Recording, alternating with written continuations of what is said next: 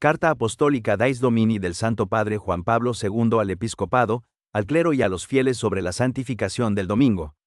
Índice Introducción Capítulo I Dais Domini Celebración de la obra del Creador, por medio de la palabra se hizo todo, JN 1.3. Al principio creó Dios el cielo y la tierra, GN 1.1. El Sabbat, gozoso descanso del Creador, bendijo Dios el día séptimo y lo santificó, GN 2.3. Recordar, para santificar, del sábado al domingo capítulo 2. Dais Christi el día del Señor resucitado y el don del Espíritu la Pascua semanal el primer día de la semana diferencia progresiva del sábado el día de la nueva creación el octavo día, figura de la eternidad el día de Cristo luz el día del don del Espíritu el día de la fe un día irrenunciable. Capítulo 3. Dais Ecclesiae la Asamblea Eucarística, centro del domingo la presencia del resucitado la Asamblea Eucarística la Eucaristía Dominical el día de la Iglesia pueblo peregrino día de la esperanza la mesa de la palabra la mesa del cuerpo de Cristo banquete pascual y encuentro fraterno de la misa a la misión, el precepto dominical celebración gozosa y animada por el canto celebración atrayente y participada otros momentos del domingo cristiano asambleas dominicales sin sacerdote transmisión por radio y televisión capítulo 4. Dais Hominis el domingo día de alegría, descanso y solidaridad la alegría plena, de Cristo la observancia del sábado el día del descanso día de la solidaridad capítulo V Dais Dierum el domingo fiesta primordial, reveladora del sentido del tiempo Cristo alfa y omega del tiempo el domingo en el año litúrgico conclusión. Introducción, venerables hermanos en el episcopado y en el sacerdocio, queridos hermanos y hermanas, 1. El Día del Señor, como ha sido llamado el domingo desde los tiempos apostólicos, ha tenido siempre, en la historia de la Iglesia, una consideración privilegiada por su estrecha relación con el núcleo mismo del misterio cristiano. En efecto, el domingo recuerda, en la sucesión semanal del tiempo, el día de la resurrección de Cristo. Es la Pascua de la semana, en la que se celebra la victoria de Cristo sobre el pecado y la muerte, la realización en él de la primera creación y el inicio de la nueva creación, cf. 2 Cor 5.17. Es el día de la evocación adoradora y agradecida del primer día del mundo y a la vez la prefigurización, en la esperanza activa, del último día, cuando Cristo vendrá en su gloria, cf. HCH 1.11, 1TS 4.13-17, y hará un mundo nuevo, cf. AP 21.5. Para el domingo, pues, resulta adecuada la exclamación del salmista, este es el día en que actuó el Señor, sea nuestra alegría y nuestro gozo, Sal 118, 117, 24.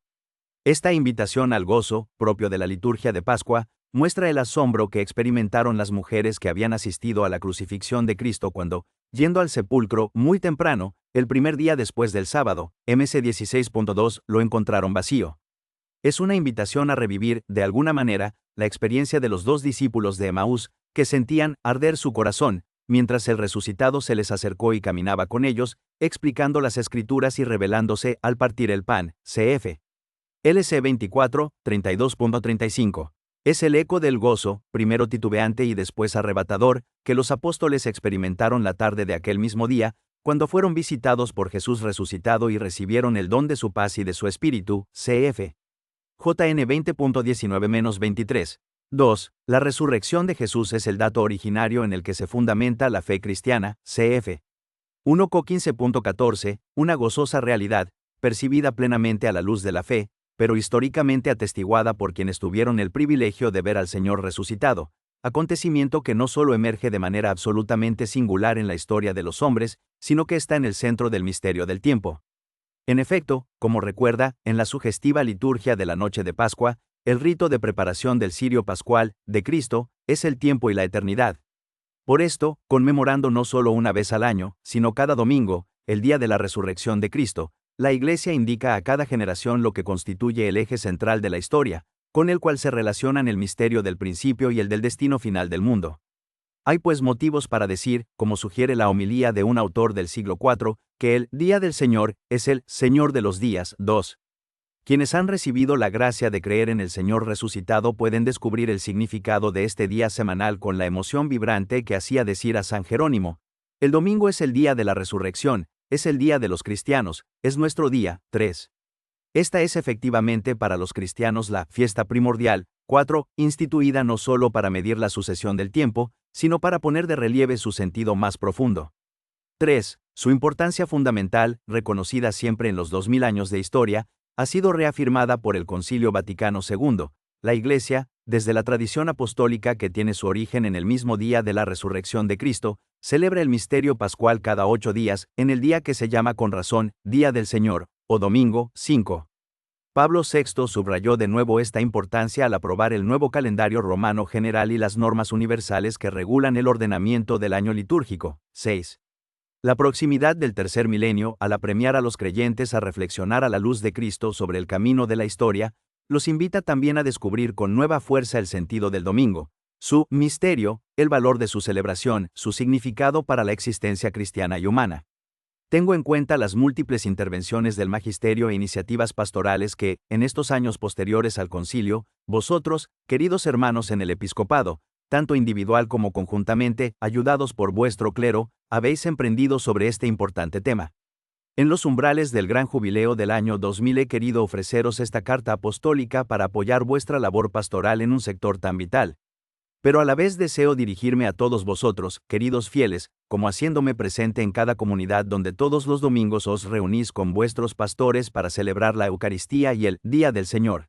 Muchas de las reflexiones y sentimientos que inspiran esta carta apostólica han madurado durante mi servicio episcopal en Cracovia y luego, después de asumir el ministerio de obispo de Roma y sucesor de Pedro, en las visitas a las parroquias romanas, efectuadas precisamente de manera regular en los domingos de los diversos periodos del año litúrgico. En esta carta me parece como si continuará el diálogo vivo que me gusta tener con los fieles, reflexionando con vosotros sobre el sentido del domingo y subrayando las razones para vivirlo como verdadero Día del Señor, incluso en las nuevas circunstancias de nuestro tiempo.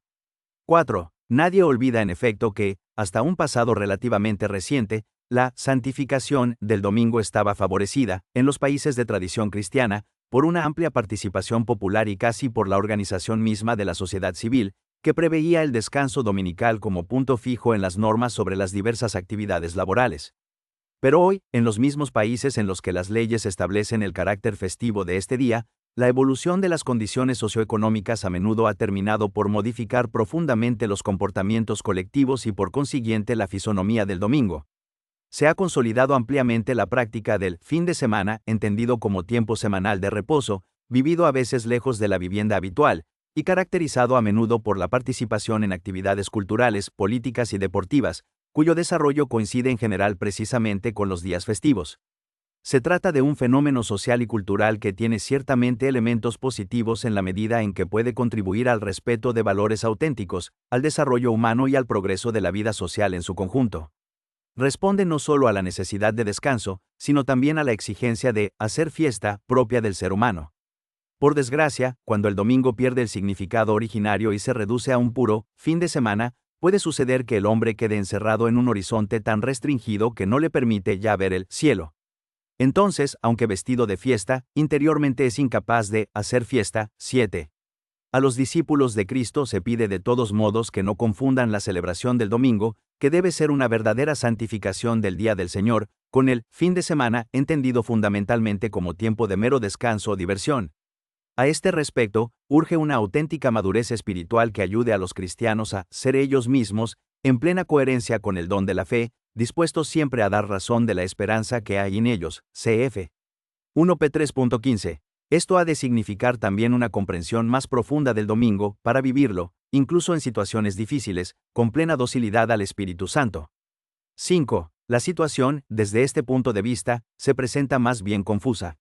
Está, por una parte, el ejemplo de algunas iglesias jóvenes que muestran con cuánto fervor se puede animar la celebración dominical, tanto en las ciudades como en los pueblos más alejados. Al contrario, en otras regiones, debido a las mencionadas dificultades sociológicas y quizás por la falta de fuertes motivaciones de fe, se da un porcentaje singularmente bajo de participantes en la liturgia dominical.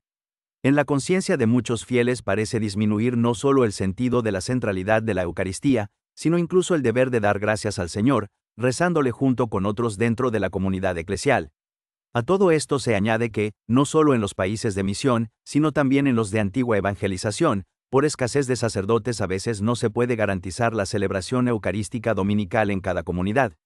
6. Ante este panorama de nuevas situaciones y sus consiguientes interrogantes, parece necesario más que nunca recuperar las motivaciones doctrinales profundas que son la base del precepto eclesial, para que todos los fieles vean muy claro el valor irrenunciable del domingo en la vida cristiana.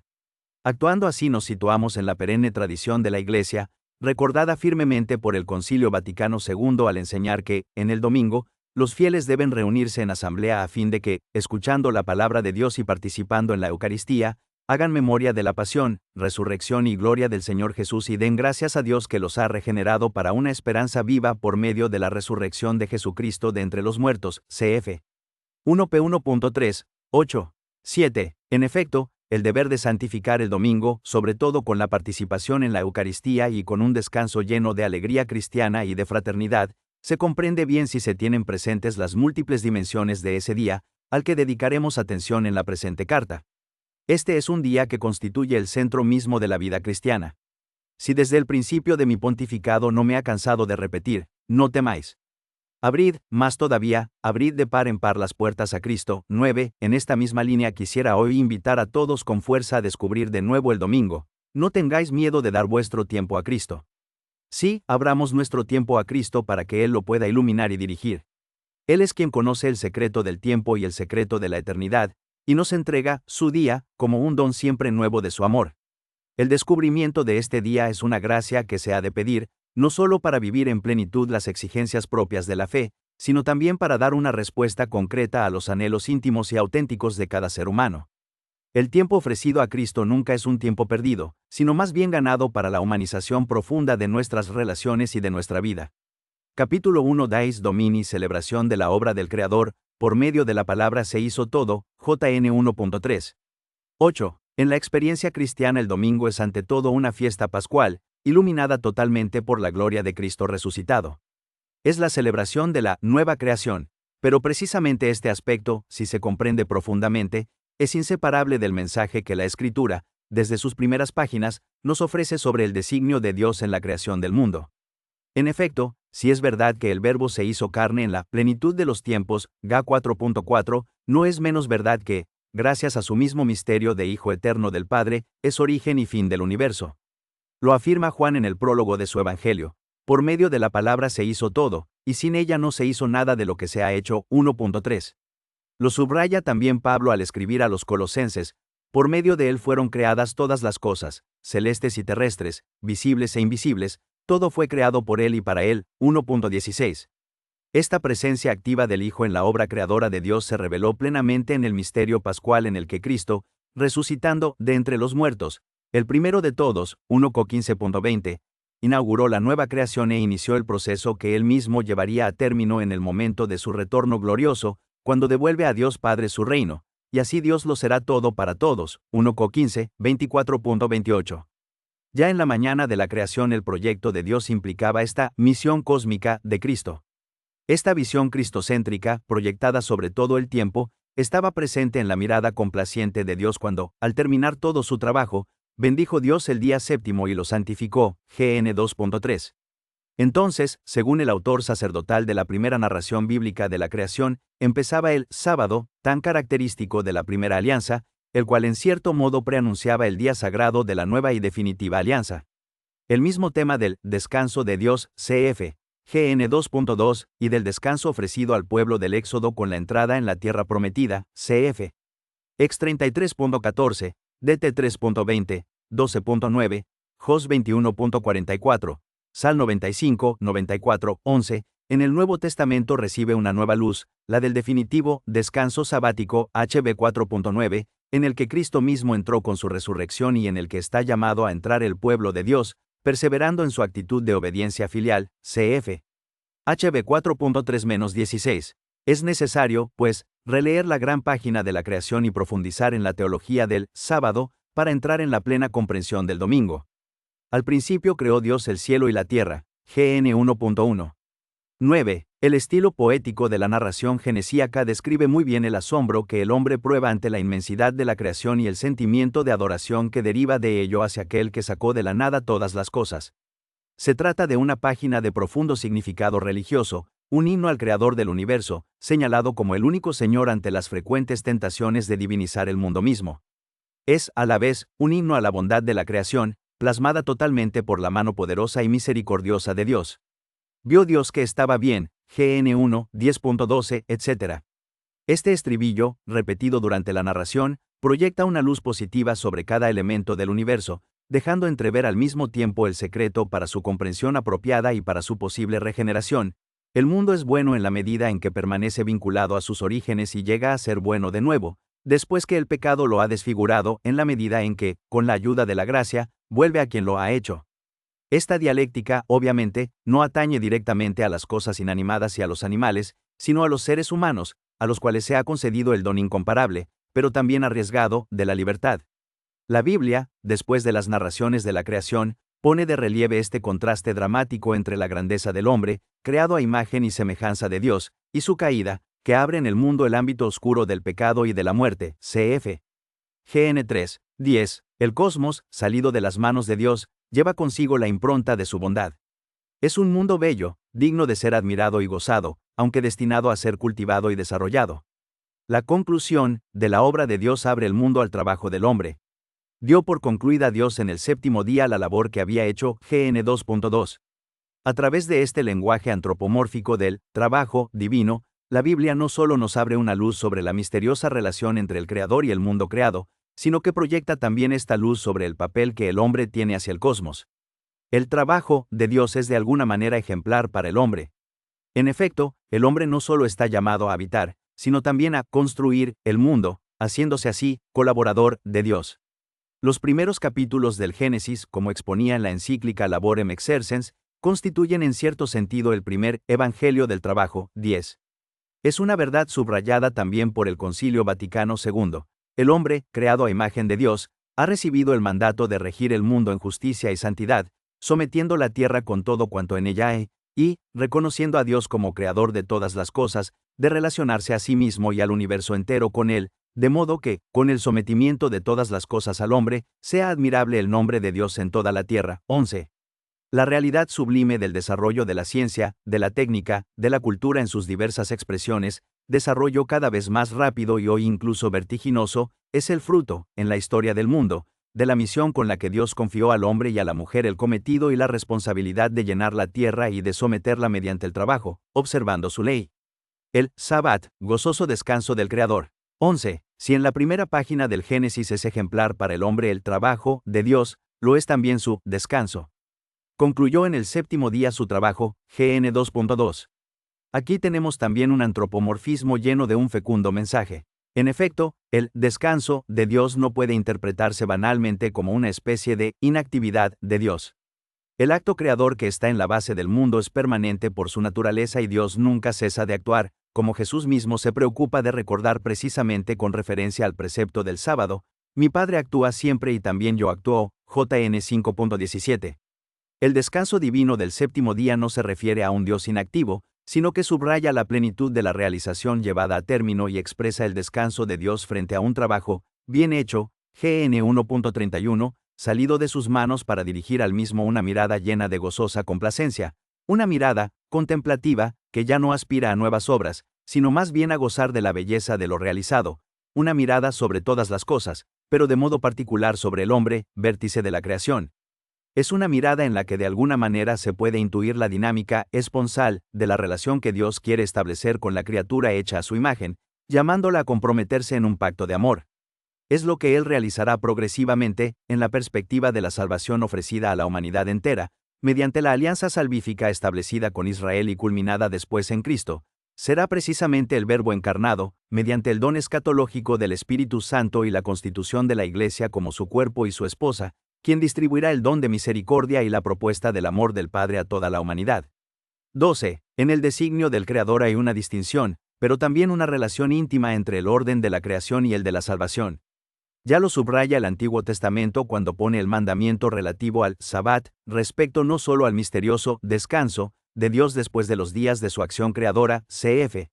Ex 20.8-11, sino también a la salvación ofrecida por él a Israel para liberarlo de la esclavitud de Egipto, cf. DT 5.12-15. El Dios que descansa el séptimo día gozando por su creación es el mismo que manifiesta su gloria liberando a sus hijos de la opresión del faraón. En uno y otro caso se podría decir, según una imagen querida por los profetas, que él se manifiesta como el esposo ante su esposa, cf. Os 2.16-24, Junior 2.2, y 54.4-8. En efecto, para comprender el Sabbat, el descanso de Dios, como sugieren algunos elementos de la tradición hebraica misma, 12, conviene destacar la intensidad esponsal que caracteriza, desde el Antiguo al Nuevo Testamento, la relación de Dios con su pueblo. Así lo expresa, por ejemplo, esta maravillosa página de Oseas: haré en su favor un pacto el día aquel con la bestia del campo, con el ave del cielo, con el reptil del suelo, arco, espada y guerra los quebraré lejos de esta tierra, y haré que ellos reposen en seguro. Yo te desposaré conmigo para siempre, te desposaré conmigo en justicia y en derecho, en amor y en compasión, te desposaré conmigo en fidelidad, y tú conocerás al Señor. 2.20-22. Bendijo Dios el día séptimo y lo santificó. GN 2.3. 13. El precepto del sábado, que en la primera alianza prepara el domingo de la nueva y eterna alianza, se basa pues en la profundidad del designio de Dios. Precisamente por esto el sábado no se coloca junto a los ordenamientos meramente cultuales, como sucede con tantos otros preceptos, sino dentro del Decálogo, las 10 palabras, que delimitan los fundamentos de la vida moral inscrita en el corazón de cada hombre. Al analizar este mandamiento en la perspectiva de las estructuras fundamentales de la ética, Israel y luego la Iglesia no lo consideran una mera disposición de disciplina religiosa comunitaria, sino una expresión específica e irrenunciable de su relación con Dios, anunciada y propuesta por la revelación bíblica. En esta perspectiva es como se ha de descubrir hoy este precepto por parte de los cristianos.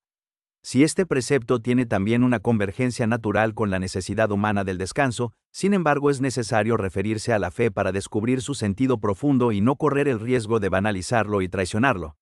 14. El día del descanso es tal ante todo porque es el día, bendecido, y, santificado, por Dios, o sea, separado de los otros días para ser, entre todos, el día del Señor. Para comprender plenamente el sentido de esta santificación del sábado, en la primera narración bíblica de la creación, conviene mirar el conjunto del texto del cual emerge claramente cómo cada realidad está orientada, sin excepciones, hacia Dios. El tiempo y el espacio le pertenecen. Él no es el Dios de un solo día, sino el Dios de todos los días del hombre. Por tanto, si Él santifica el séptimo día con una bendición especial y lo hace su día, por excelencia, esto se ha de entender precisamente en la dinámica profunda del diálogo de alianza, es más, del diálogo esponsal. Es un diálogo de amor que no conoce interrupciones y que sin embargo no es monocorde. En efecto, se desarrolla considerando las diversas facetas del amor, desde las manifestaciones ordinarias e indirectas a las más intensas, que las palabras de la Escritura y los testimonios de tantos místicos no temen también en describir como imágenes sacadas de la experiencia del amor nupcial. 15. En realidad, toda la vida del hombre y todo su tiempo deben ser vividos como alabanza y agradecimiento al Creador. Pero la relación del hombre con Dios necesita también momentos de oración explícita, en los que dicha relación se convierte en diálogo intenso, que implica todas las dimensiones de la persona. El Día del Señor es, por excelencia, el día de esta relación, en la que el hombre eleva a Dios su canto, haciéndose voz de toda la creación. Precisamente por esto es también el día del descanso. La interrupción del ritmo a menudo avasallador de las ocupaciones expresa, con el lenguaje plástico de la novedad y del desapego, el reconocimiento de la dependencia propia y del cosmos respecto a Dios. Todo es de Dios. El día del Señor recalca continuamente este principio. El sábado ha sido pues interpretado sugestivamente como un elemento típico de aquella especie de arquitectura sacra del tiempo que caracteriza la revelación bíblica. 13. El sábado recuerda que el tiempo y la historia pertenecen a Dios y que el hombre no puede dedicarse a su obra de colaborador del Creador en el mundo sin tomar constantemente conciencia de esta verdad. Recordar, para santificar. 16. El mandamiento del Decálogo con el que Dios impone la observancia del sábado tiene, en el libro del Éxodo, una formulación característica: recuerda el día del sábado para santificarlo. 20.8. Más adelante el texto inspirado da su motivación refiriéndose a la obra de Dios, pues en 6 días hizo el Señor el cielo y la tierra, el mar y todo cuanto contienen, y el séptimo descansó. Por eso bendijo el Señor el día del sábado y lo hizo sagrado. 11. Antes de imponer algo que hacer, el mandamiento señala algo que recordar. Invita a recordar la obra grande y fundamental de Dios como es la creación. Es un recuerdo que debe animar toda la vida religiosa del hombre, para confluir después en el día en que el hombre es llamado a descansar. El descanso asume así un valor típicamente sagrado. El fiel es invitado a descansar no solo como Dios ha descansado, sino a descansar en el Señor, refiriendo a Él toda la creación, en la alabanza, en la acción de gracias, en la intimidad filial y en la amistad esponsal. 17. El tema del recuerdo de las maravillas hechas por Dios, en relación con el descanso sabático, se encuentra también en el texto del Deuteronomio 5.12-15, donde el fundamento del precepto se apoya no tanto en la obra de la creación, cuanto en la de la liberación llevada a cabo por Dios en el Éxodo. Recuerda que fuiste esclavo en el país de Egipto y que el Señor tu Dios te sacó de allí con mano fuerte y tenso brazo, por eso el Señor tu Dios te ha mandado guardar el día del sábado, DT 5.15. Esta formulación parece complementaria de la anterior.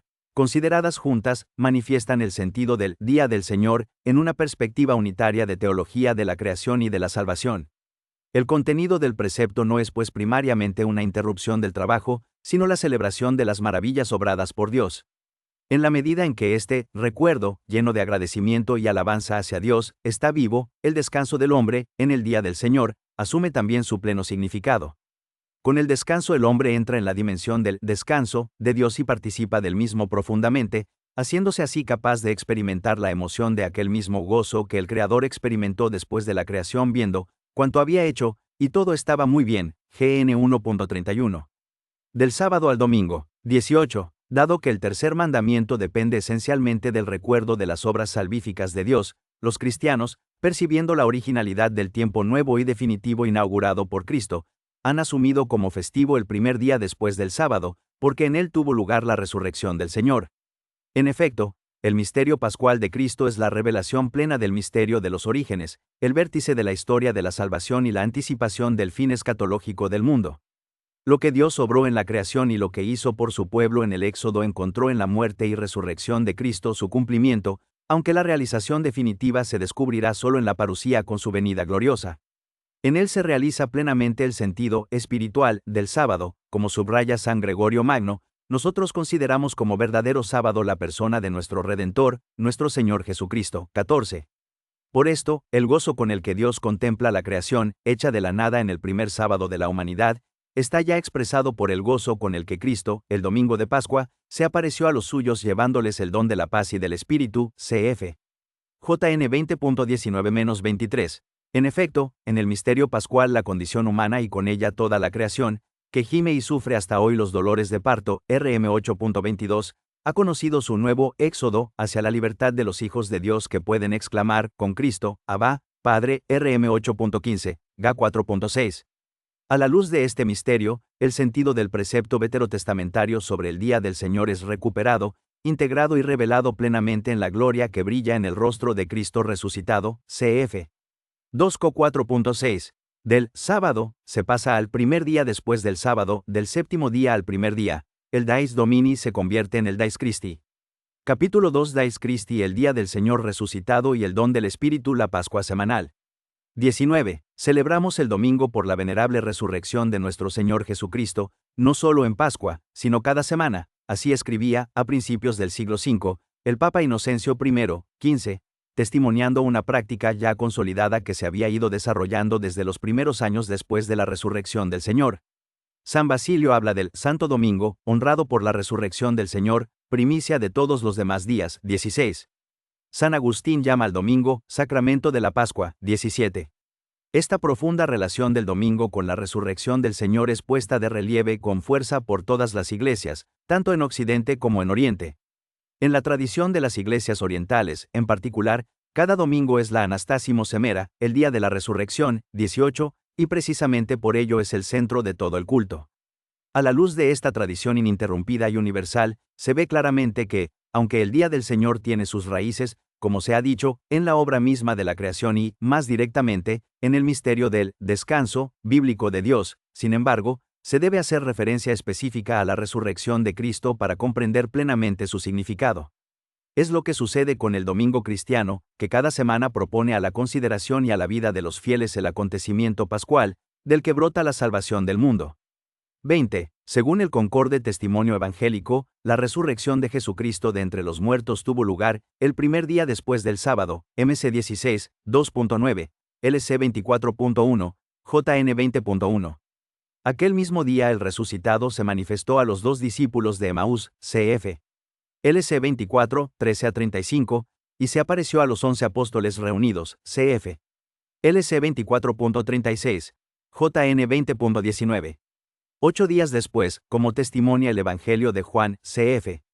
20.26, los discípulos estaban nuevamente reunidos cuando Jesús se les apareció y se hizo reconocer por Tomás, mostrándole las señales de la pasión.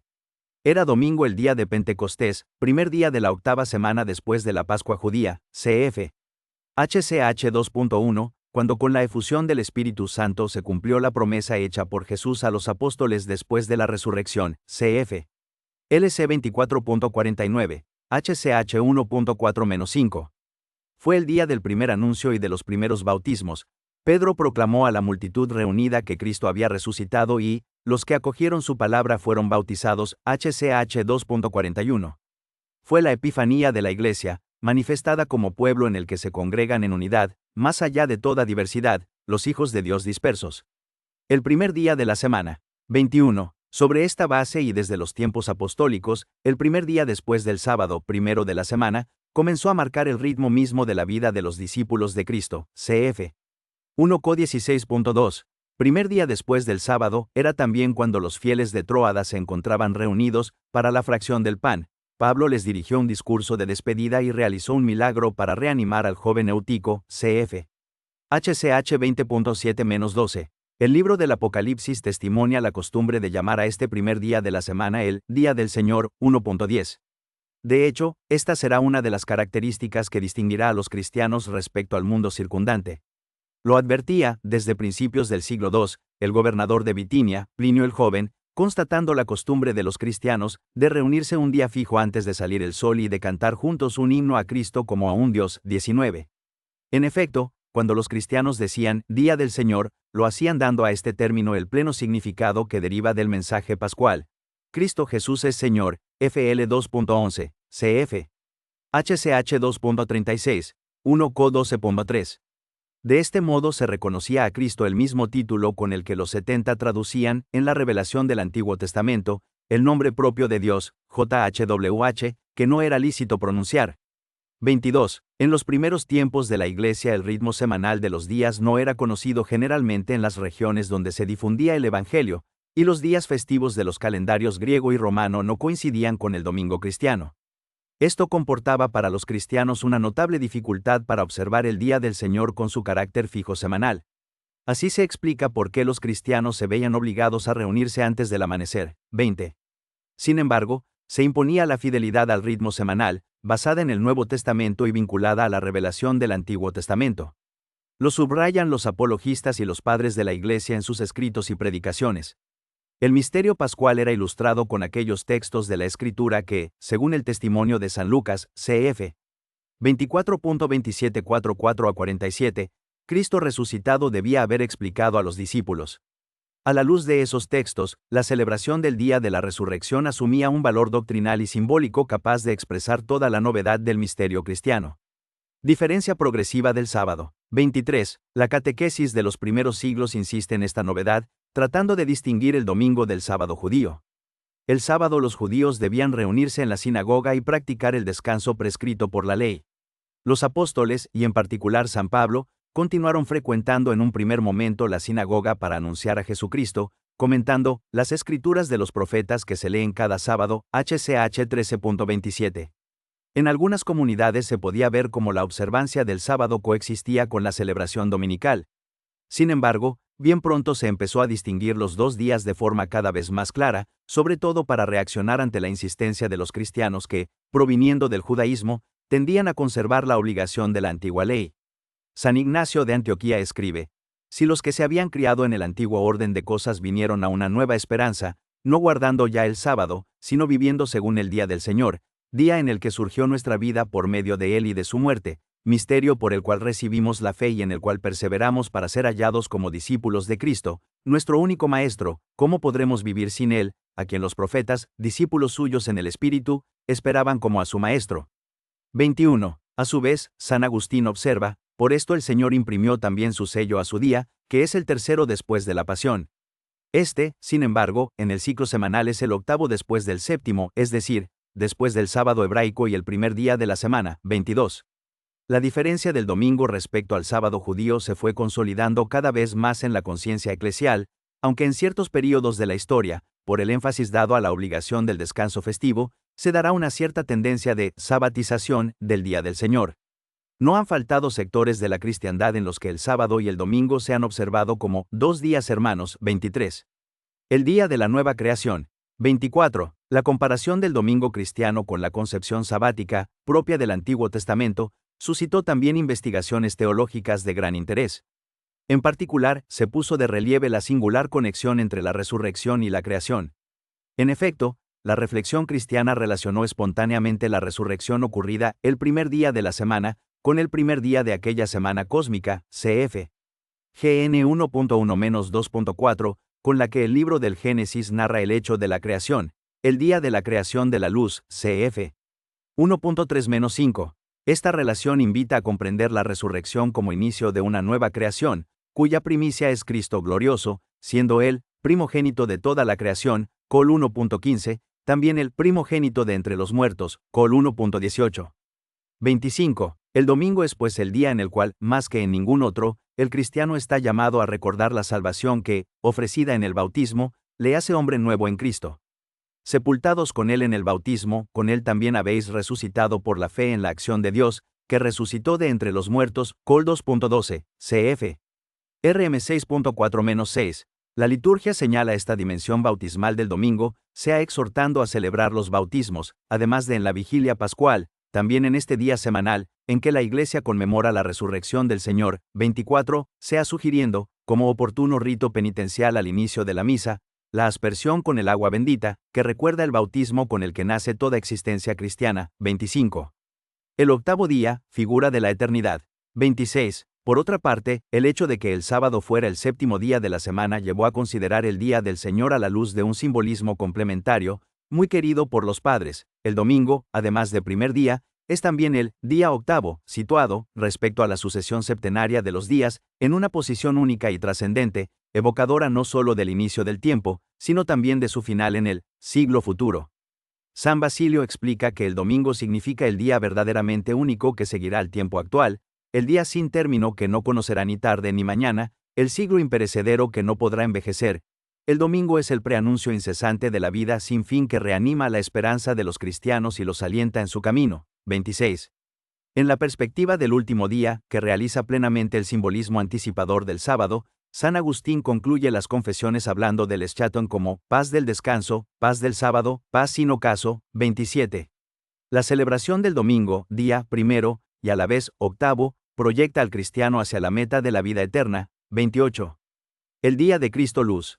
27. En esta perspectiva cristocéntrica se comprende otro valor simbólico que la reflexión creyente y la práctica pastoral dieron al Día del Señor. En efecto, una aguda intuición pastoral sugirió a la Iglesia cristianizar, para el domingo, el contenido del Día del Sol, expresión con la que los romanos denominaban este día y que aún hoy aparece en algunas lenguas contemporáneas. 29. Apartando a los fieles de la seducción de los cultos que divinizaban el sol y orientando la celebración de este día hacia Cristo, verdadero sol de la humanidad. San Justino, escribiendo a los paganos, utiliza la terminología corriente para señalar que los cristianos hacían su reunión en el día llamado del sol. 30. Pero la referencia a esta expresión tiene ya para los creyentes un sentido nuevo, perfectamente evangélico. 31. En efecto, Cristo es la luz del mundo, cf. JN 9.5, cf. También 1.4-5.9, y el día conmemorativo de su resurrección es el reflejo perenne, en la sucesión semanal del tiempo, de esta epifanía de su gloria. El tema del domingo como día iluminado por el triunfo de Cristo resucitado encuentra un eco en la liturgia de las horas. 32, y tiene un particular énfasis en la vigilia nocturna que en las liturgias orientales prepara e introduce el domingo. Al reunirse en este día la Iglesia hace suyo, de generación en generación, el asombro de Zacarías cuando dirige su mirada hacia Cristo anunciándolo como el sol que nace de lo alto para iluminar a los que viven en tinieblas y en sombras de muerte, LC 1.78-79, y vibra en sintonía con la alegría experimentada por Simeón al tomar en brazos al niño divino venido como luz para alumbrar a las naciones, LC 2.32. El día del don del Espíritu. 28. Día de la luz. El domingo podría llamarse también, con referencia al Espíritu Santo, día del fuego. En efecto, la luz de Cristo está íntimamente vinculada al fuego del Espíritu y ambas imágenes indican el sentido del domingo cristiano. 33. Apareciéndose a los apóstoles la tarde de Pascua, Jesús sopló sobre ellos y les dijo: «Recibid el Espíritu Santo. A quienes perdonéis los pecados, les quedan perdonados; a quienes se los retengáis, les quedan retenidos». JN 20.22-23. La efusión del Espíritu fue el gran don del resucitado a sus discípulos el domingo de Pascua. Era también domingo cuando, 50 días después de la resurrección, el Espíritu, como viento impetuoso y fuego, HCH 2.2-3, descendió con fuerza sobre los apóstoles reunidos con María. Pentecostés no es solo el acontecimiento originario, sino el misterio que anima permanentemente a la Iglesia. 34. Si este acontecimiento tiene su tiempo litúrgico fuerte en la celebración anual con la que se concluye el Gran Domingo, 35, precisamente por su íntima conexión con el misterio pascual, permanece también inscrito en el sentido profundo de cada domingo. La Pascua de la semana se convierte así como en el Pentecostés de la semana, donde los cristianos reviven la experiencia gozosa del encuentro de los apóstoles con el resucitado, dejándose vivificar por el soplo de su espíritu. El día de la fe. 29. Por todas estas dimensiones que lo caracterizan, el domingo es por excelencia el día de la fe.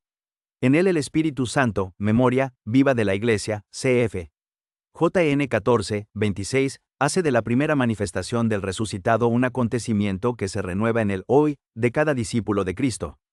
Ante él, en la asamblea dominical, los creyentes se sienten interpelados como el apóstol Tomás: «Acerca aquí tu dedo y mira mis manos, trae tu mano y métela en mi costado, y no seas incrédulo sino creyente». JN 20, 27. Sí, el domingo es el día de la fe. Lo subraya el hecho de que la liturgia eucarística dominical, así como la de las solemnidades litúrgicas, prevé la profesión de fe. El credo, recitado o cantado, pone de relieve el carácter bautismal y pascual del domingo, haciendo del mismo el día en el que, por un título especial, el bautizado renueva su adhesión a Cristo y a su Evangelio con la vivificada conciencia de las promesas bautismales. Acogiendo la palabra y recibiendo el cuerpo del Señor, contempla a Jesús resucitado, presente en los santos signos, y confiesa con el apóstol Tomás: «Señor mío y Dios mío». JN 20.28. Un día irrenunciable. 30. Se comprende así por qué, incluso en el contexto de las dificultades de nuestro tiempo, la identidad de este día debe ser salvaguardada y sobre todo vivida profundamente. Un autor oriental de principios del siglo III refiere que ya entonces en cada región los fieles santificaban regularmente el domingo. 36. La práctica espontánea pasó a ser después norma establecida jurídicamente. El Día del Señor ha marcado la historia bimilenaria de la Iglesia. ¿Cómo se podría pensar que no continúe caracterizando su futuro? Los problemas que en nuestro tiempo pueden hacer más difícil la práctica del precepto dominical encuentran una Iglesia sensible y maternalmente atenta a las condiciones de cada uno de sus hijos. En particular, se siente llamada a una nueva labor catequética y pastoral, para que ninguno, en las condiciones normales de vida, se vea privado del flujo abundante de gracia que lleva consigo la celebración del Día del Señor. En este mismo sentido, ante una hipótesis de reforma del calendario eclesial en relación con variaciones de los sistemas del calendario civil, el Concilio Ecuménico Vaticano II declara que la Iglesia no se opone a los diferentes sistemas, siempre que garanticen y conserven la semana de 7 días con el domingo. 37. A las puertas del tercer milenio, la celebración del domingo cristiano, por los significados que evoca y las dimensiones que implica en relación con los fundamentos mismos de la fe, continúa siendo un elemento característico de la identidad cristiana. Capítulo 3 Dais Ecclesiae. La Asamblea Eucarística, centro del domingo, la presencia del resucitado. 31. Yo estoy con vosotros todos los días hasta el fin del mundo. MT 28.20. Esta promesa de Cristo sigue siendo escuchada en la Iglesia como secreto fecundo de su vida y fuente de su esperanza. Aunque el domingo es el día de la resurrección, no es solo el recuerdo de un acontecimiento pasado, sino que es celebración de la presencia viva del resucitado en medio de los suyos. Para que esta presencia sea anunciada y vivida de manera adecuada, no basta que los discípulos de Cristo oren individualmente y recuerden en su interior, en lo recóndito de su corazón, la muerte y resurrección de Cristo. En efecto, los que han recibido la gracia del bautismo no han sido salvados solo a título personal, sino como miembros del cuerpo místico, que han pasado a formar parte del pueblo de Dios. 38. Por eso es importante que se reúnan, para expresar así plenamente la identidad misma de la Iglesia, la Eclesia, asamblea convocada por el Señor resucitado, el cual ofreció su vida para reunir en uno a los hijos de Dios que estaban dispersos. JN 11.52. Todos ellos se han hecho uno en Cristo. Cf. Ga 3.28, mediante el don del Espíritu. Esta unidad se manifiesta externamente cuando los cristianos se reúnen, toman entonces plena conciencia y testimonian al mundo que son el pueblo de los redimidos formado por hombres de toda raza, lengua, pueblo y nación, AP 5.9. En la asamblea de los discípulos de Cristo se perpetúa en el tiempo la imagen de la primera comunidad cristiana, descrita como modelo por Lucas en los Hechos de los Apóstoles, cuando relata que los primeros bautizados acudían asiduamente a la enseñanza de los apóstoles, a la comunión, a la fracción del pan y a las oraciones. 2.42. La Asamblea Eucarística 32. Esta realidad de la vida eclesial tiene en la Eucaristía no solo una fuerza expresiva especial, sino como su fuente. 39. La Eucaristía nutre y modela a la Iglesia, porque aun siendo muchos, un solo pan y un solo cuerpo somos, pues todos participamos de un solo pan. 1 Co 10.17. Por esta relación vital con el sacramento del cuerpo y sangre del Señor, el misterio de la Iglesia es anunciado, gustado y vivido de manera insuperable en la Eucaristía. 40. La dimensión intrínsecamente eclesial de la Eucaristía se realiza cada vez que se celebra, pero se expresa de manera particular el día en el que toda la comunidad es convocada para conmemorar la resurrección del Señor. El Catecismo de la Iglesia Católica enseña de manera significativa que la celebración dominical del día y de la Eucaristía del Señor tiene un papel principalísimo en la vida de la Iglesia. 41. 33. En efecto, precisamente en la misa dominical es donde los cristianos reviven de manera particularmente intensa la experiencia que tuvieron los apóstoles la tarde de Pascua, cuando el resucitado se les manifestó estando reunidos. Cf. JN 20.19. En aquel pequeño núcleo de discípulos, primicia de la Iglesia, estaba en cierto modo presente el pueblo de Dios de todos los tiempos. A través de su testimonio llega a cada generación de los creyentes el saludo de Cristo, lleno del don mesiánico de la paz, comprada con su sangre y ofrecida junto con su espíritu. Paz a vosotros, al volver Cristo entre ellos. 8 días más tarde, JN 20.26, se ve prefigurada en su origen la costumbre de la comunidad cristiana de reunirse cada octavo día, en el Día del Señor, o domingo, para profesar la fe en su resurrección y recoger los frutos de la bienaventuranza prometida por él. Dichosos los que no han visto y han creído. JN 20.29. Esta íntima relación entre la manifestación del resucitado y la Eucaristía es sugerida por el Evangelio de Lucas en la narración sobre los 2 discípulos de Emaús, a los que acompañó Cristo mismo, guiándolos hacia la comprensión de la palabra y sentándose después a la mesa con ellos, que lo reconocieron cuando tomó el pan, pronunció la bendición, lo partió y se lo iba dando. 24.30. Los gestos de Jesús en este relato son los mismos que él hizo en la última cena, con una clara alusión a la fracción del pan, como se llamaba a la Eucaristía en la primera generación cristiana. La Eucaristía Dominical. 34. Ciertamente, la Eucaristía Dominical no tiene en sí misma un estatuto diverso de la que se celebra cualquier otro día, ni es separable de toda la vida litúrgica y sacramental. Esta es, por su naturaleza, una epifanía de la Iglesia. 4. Que tiene su momento más significativo cuando la comunidad diocesana se reúne en oración con su propio pastor. La principal manifestación de la Iglesia tiene lugar en la participación plena y activa de todo el pueblo santo de Dios en las mismas celebraciones litúrgicas, especialmente en la misma Eucaristía, en una misma oración, junto a un único altar, que el obispo preside rodeado de su presbiterio y sus ministros. 43. La vinculación con el obispo y con toda la comunidad eclesial es propia de cada liturgia eucarística, que se celebre en cualquier día de la semana, aunque no sea presidida por él. Lo expresa la mención del obispo en la oración eucarística. La Eucaristía Dominical, sin embargo, con la obligación de la presencia comunitaria y la especial solemnidad que la caracterizan, precisamente porque se celebra el día en que Cristo ha vencido a la muerte y nos ha hecho partícipes de su vida inmortal. 44, subraya con nuevo énfasis la propia dimensión eclesial, quedando como paradigma para las otras celebraciones eucarísticas. Cada comunidad, al reunir a todos sus miembros para la fracción del pan, se siente como el lugar en el que se realiza concretamente el misterio de la Iglesia. En la celebración misma la comunidad se abre a la comunión con la Iglesia universal. 45, implorando al Padre que se acuerde de la Iglesia extendida por toda la tierra, y la haga crecer, en la unidad de todos los fieles con el Papa y con los pastores de cada una de las iglesias, hasta su perfección en el amor. El Día de la Iglesia. 35. El Dies Domini se manifiesta así también como Dies Ecclesiae. Se comprende entonces por qué la dimensión comunitaria de la celebración dominical deba ser particularmente destacada a nivel pastoral. Como he tenido oportunidad de recordar en otra ocasión, entre las numerosas actividades que desarrolla una parroquia, ninguna es tan vital o formativa para la comunidad como la celebración dominical del Día del Señor y de su Eucaristía. 46. En este sentido, el Concilio Vaticano II ha recordado la necesidad de trabajar para que florezca el sentido de comunidad parroquial, sobre todo en la celebración común de la Misa Dominical 47. En la misma línea se sitúan las orientaciones litúrgicas sucesivas, pidiendo que las celebraciones eucarísticas que normalmente tienen lugar en otras iglesias y capillas estén coordinadas con la celebración de la iglesia parroquial, precisamente para fomentar el sentido de la comunidad eclesial, que se manifiesta y alimenta especialmente en la celebración comunitaria del domingo, sea en torno al obispo, especialmente en la catedral, sea en la asamblea parroquial, cuyo pastor hace las veces del obispo. 48. 36. La asamblea dominical es un lugar privilegiado de unidad. En efecto, en ella se celebra el Sacramentum Unitatis que caracteriza profundamente a la Iglesia, pueblo reunido, por y en la unidad del Padre, del Hijo y del Espíritu Santo. 49. En dicha asamblea las familias cristianas viven una de las manifestaciones más cualificadas de su identidad y de su ministerio, de iglesias domésticas, cuando los padres participan con sus hijos en la única mesa de la palabra y del pan de vida. 50. A este respecto, se ha de recordar que corresponde ante todo a los padres educar a sus hijos para la participación en la misa dominical, ayudados por los catequistas, los cuales se han de preocupar de incluir en el proceso formativo de los muchachos que les han sido confiados la iniciación a la misa, ilustrando el motivo profundo de la obligatoriedad del precepto.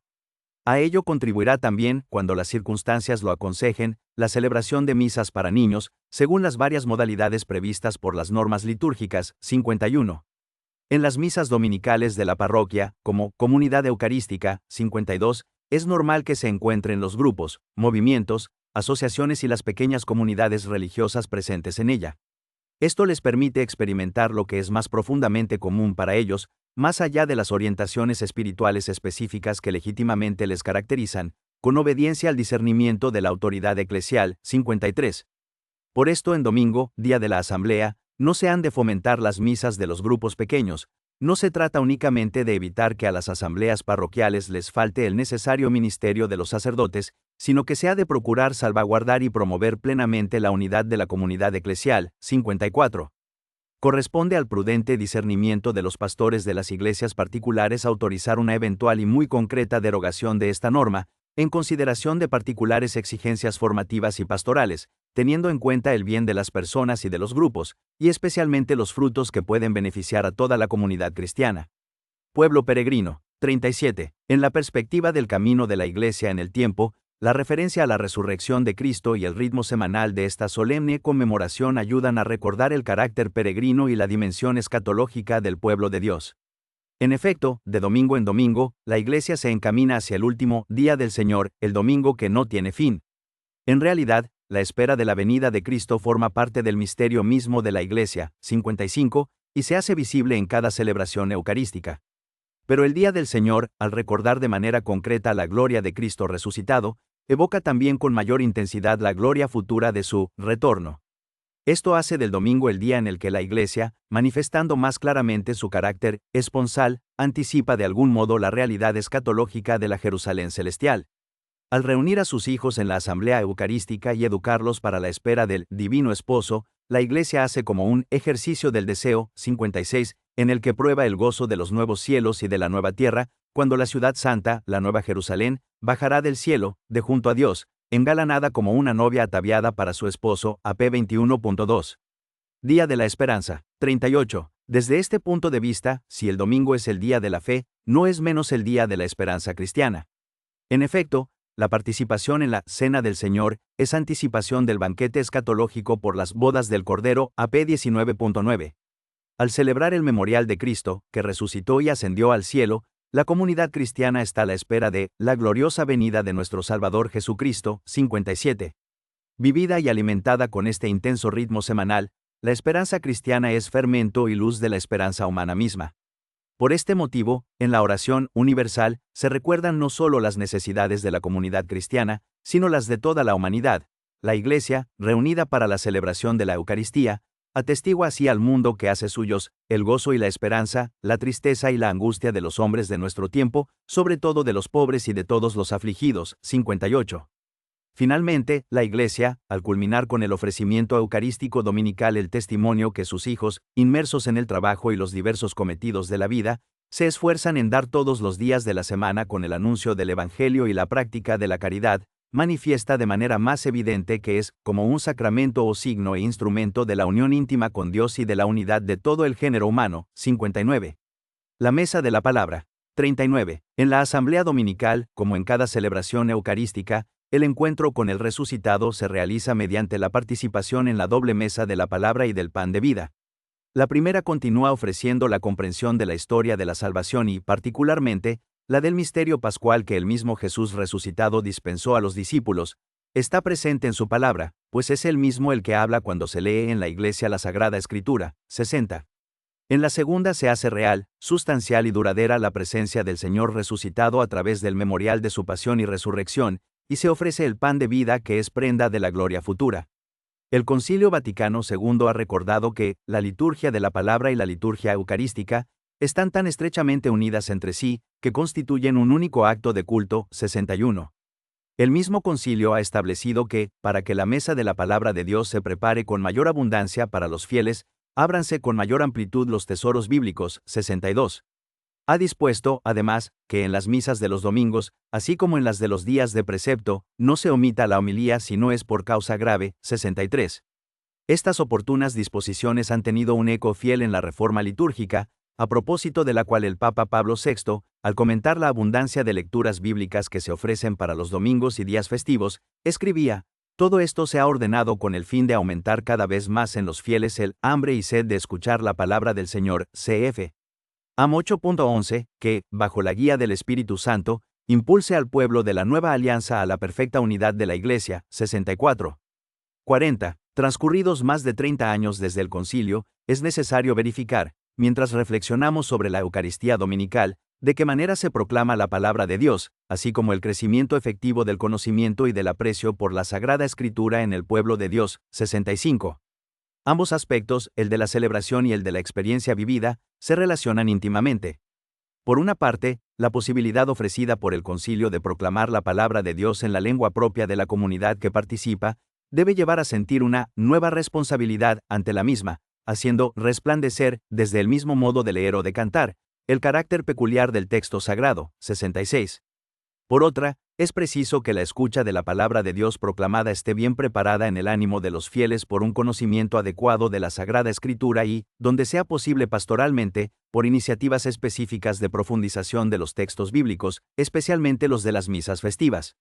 En efecto, si la lectura del texto sagrado, hecha con espíritu de oración y con docilidad a la interpretación eclesial, 67, no anima habitualmente la vida de las personas y de las familias cristianas, es difícil que la proclamación litúrgica de la palabra de Dios pueda, por sí sola, producir los frutos esperados.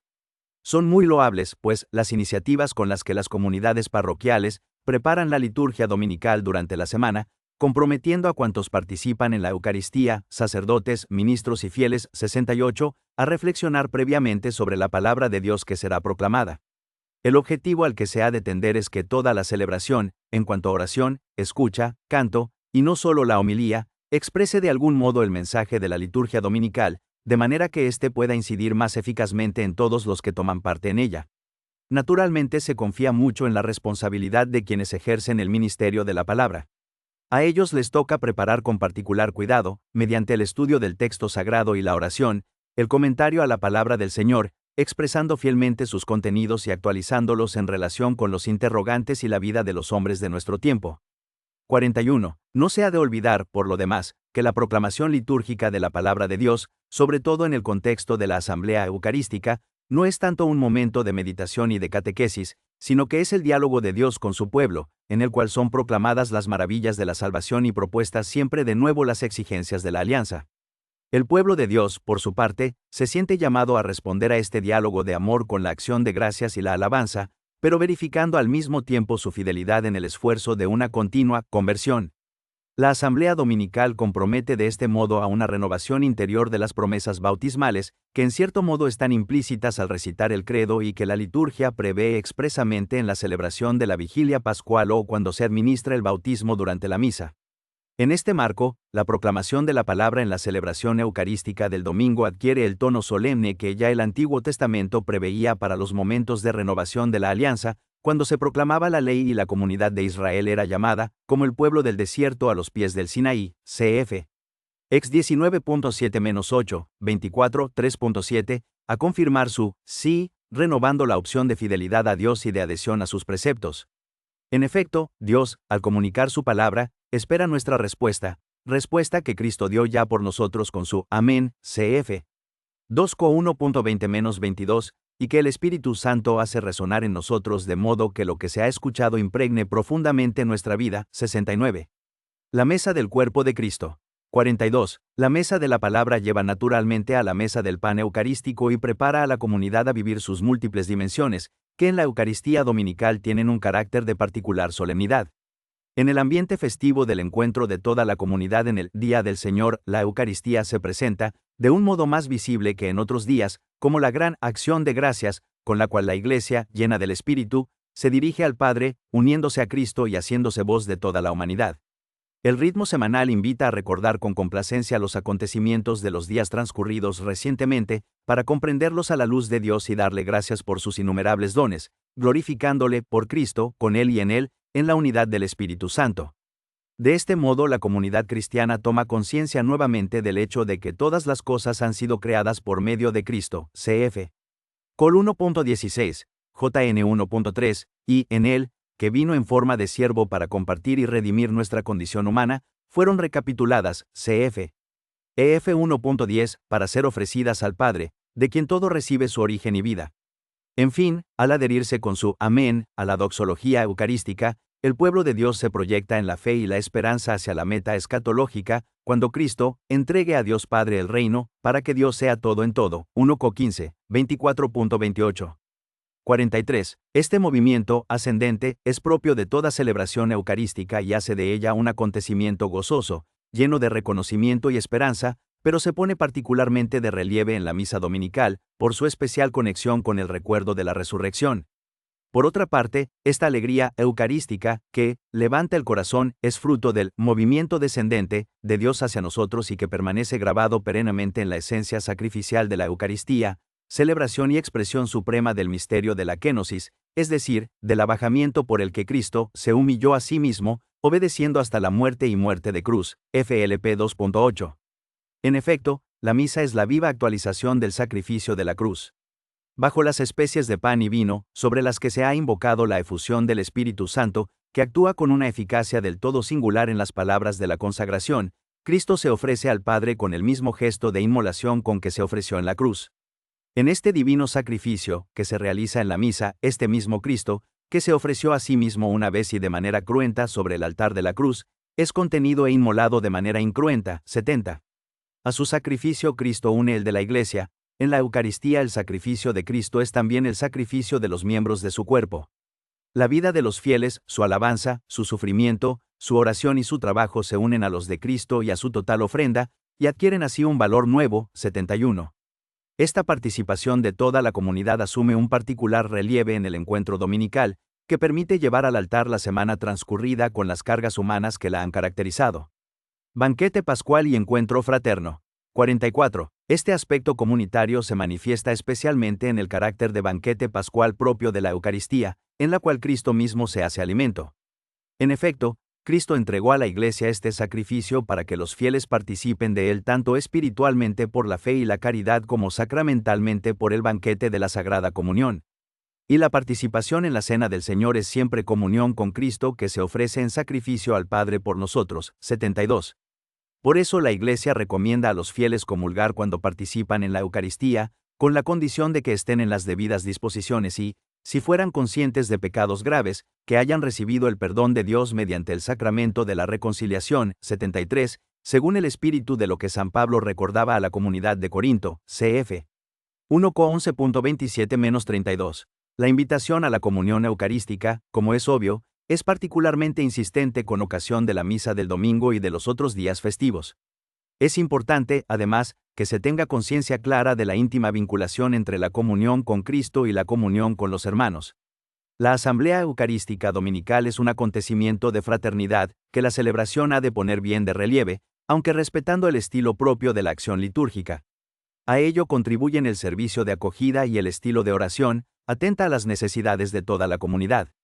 El intercambio del signo de la paz, puesto significativamente antes de la comunión eucarística en el rito romano, Es un gesto particularmente expresivo, que los fieles son invitados a realizar como manifestación del consentimiento dado por el pueblo de Dios a todo lo que se ha hecho en la celebración, 74, y del compromiso de amor mutuo que se asume al participar del único pan en recuerdo de la palabra exigente de Cristo. Sí, pues, al presentar tu ofrenda en el altar te acuerdas entonces de que un hermano tuyo tiene algo contra ti, deja tu ofrenda allí, delante del altar, y vete primero a reconciliarte con tu hermano. Luego vuelves y presentas tu ofrenda, MT 5.23-24. De la misa a la misión. 45. Al recibir el pan de vida, los discípulos de Cristo se disponen a afrontar, con la fuerza del resucitado y de su espíritu, los cometidos que les esperan en su vida ordinaria. En efecto, para el fiel que ha comprendido el sentido de lo realizado, la celebración eucarística no termina solo dentro del templo. Como los primeros testigos de la resurrección, los cristianos convocados cada domingo para vivir y confesar la presencia del resucitado están llamados a ser evangelizadores y testigos en su vida cotidiana. La oración después de la comunión y el rito de conclusión, bendición y despedida, han de ser entendidos y valorados mejor, desde este punto de vista, para que quienes han participado en la Eucaristía sientan más profundamente la responsabilidad que se les confía.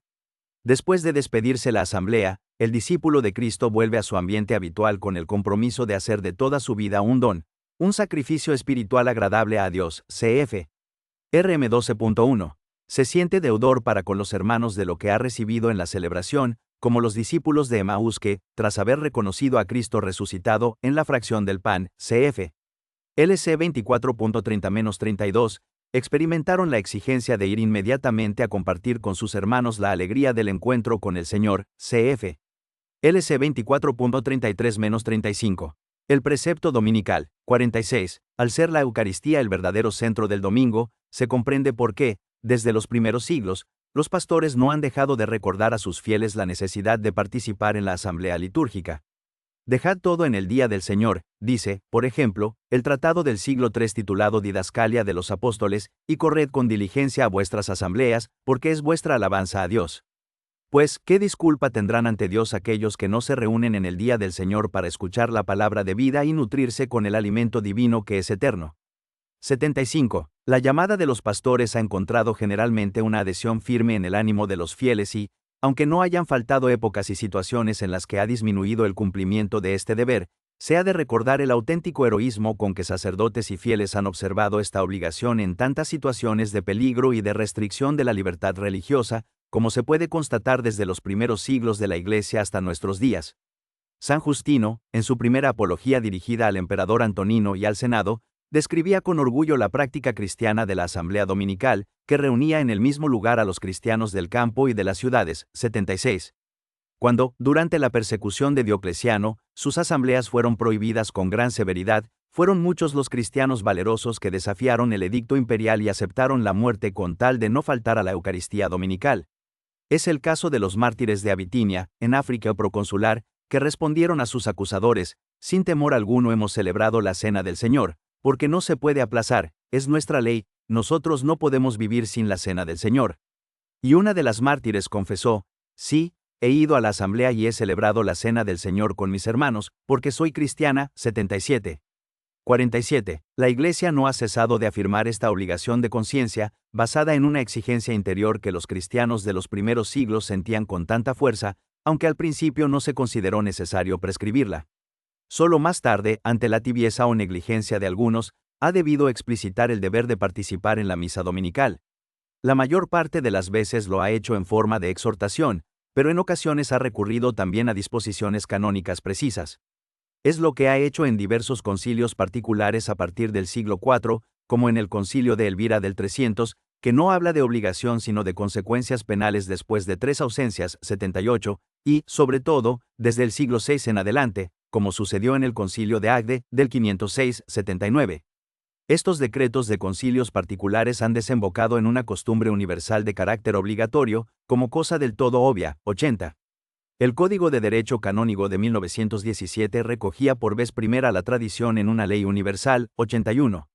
El Código actual la confirma diciendo que, el domingo y las demás fiestas de precepto los fieles tienen obligación de participar en la misa. 82.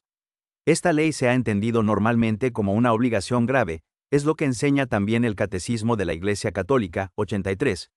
Se comprende fácilmente el motivo si se considera la importancia que el domingo tiene para la vida cristiana. 48. Hoy, como en los tiempos heroicos del principio, en tantas regiones del mundo se presentan situaciones difíciles para muchos que desean vivir con coherencia la propia fe. El ambiente es a veces declaradamente hostil y, otras veces, y más a menudo, indiferente y reacio al mensaje evangélico.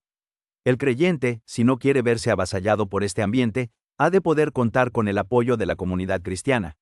Por eso es necesario que se convenza de la importancia decisiva que, para su vida de fe, tiene reunirse el domingo con los otros hermanos para celebrar la Pascua del Señor con el sacramento de la Nueva Alianza. Corresponde de manera particular a los obispos preocuparse de que el domingo sea reconocido por todos los fieles, santificado y celebrado como verdadero día del Señor, en el que la Iglesia se reúne para renovar el recuerdo de su misterio pascual con la escucha de la palabra de Dios, la ofrenda del sacrificio del Señor, la santificación del día mediante la oración, las obras de caridad y la abstención del trabajo. 84. 49. Desde el momento en que participar en la misa es una obligación para los fieles, si no hay un impedimento grave, los pastores tienen el correspondiente deber de ofrecer a todos la posibilidad efectiva de cumplir el precepto.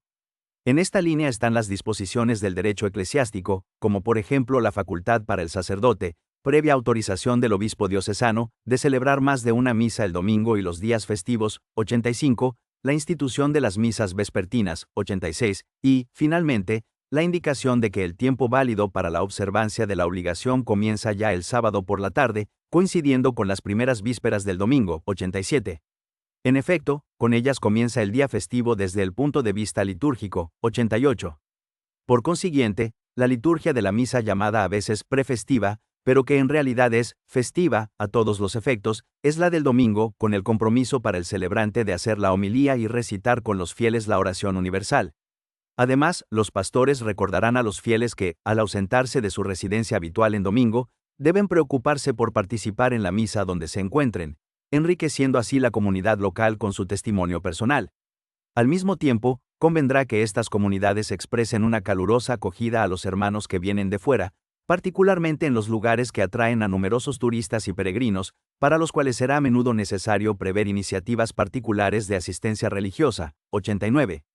Celebración gozosa y animada por el canto. 50. Teniendo en cuenta el carácter propio de la misa dominical y la importancia que tiene para la vida de los fieles, se ha de preparar con especial esmero. En las formas sugeridas por la prudencia pastoral y por las costumbres locales de acuerdo con las normas litúrgicas, es preciso dar a la celebración el carácter festivo correspondiente al día en que se conmemora la resurrección del Señor. A este respecto, es importante prestar atención al canto de la asamblea, porque es particularmente adecuado para expresar la alegría del corazón, pone de relieve la solemnidad y favorece la participación de la única fe y del mismo amor. Por ello, se debe favorecer su calidad, tanto por lo que se refiere a los textos como a la melodía, para que lo que se propone hoy como nuevo y creativo sea conforme con las disposiciones litúrgicas y digno de la tradición eclesial que tiene, en materia de música sacra, un patrimonio de valor inestimable. Celebración atrayente y participada. 51. Es necesario además esforzarse para que todos los presentes, jóvenes y adultos, se sientan interesados, procurando que los fieles intervengan en aquellas formas de participación que la liturgia sugiere y recomienda. 90.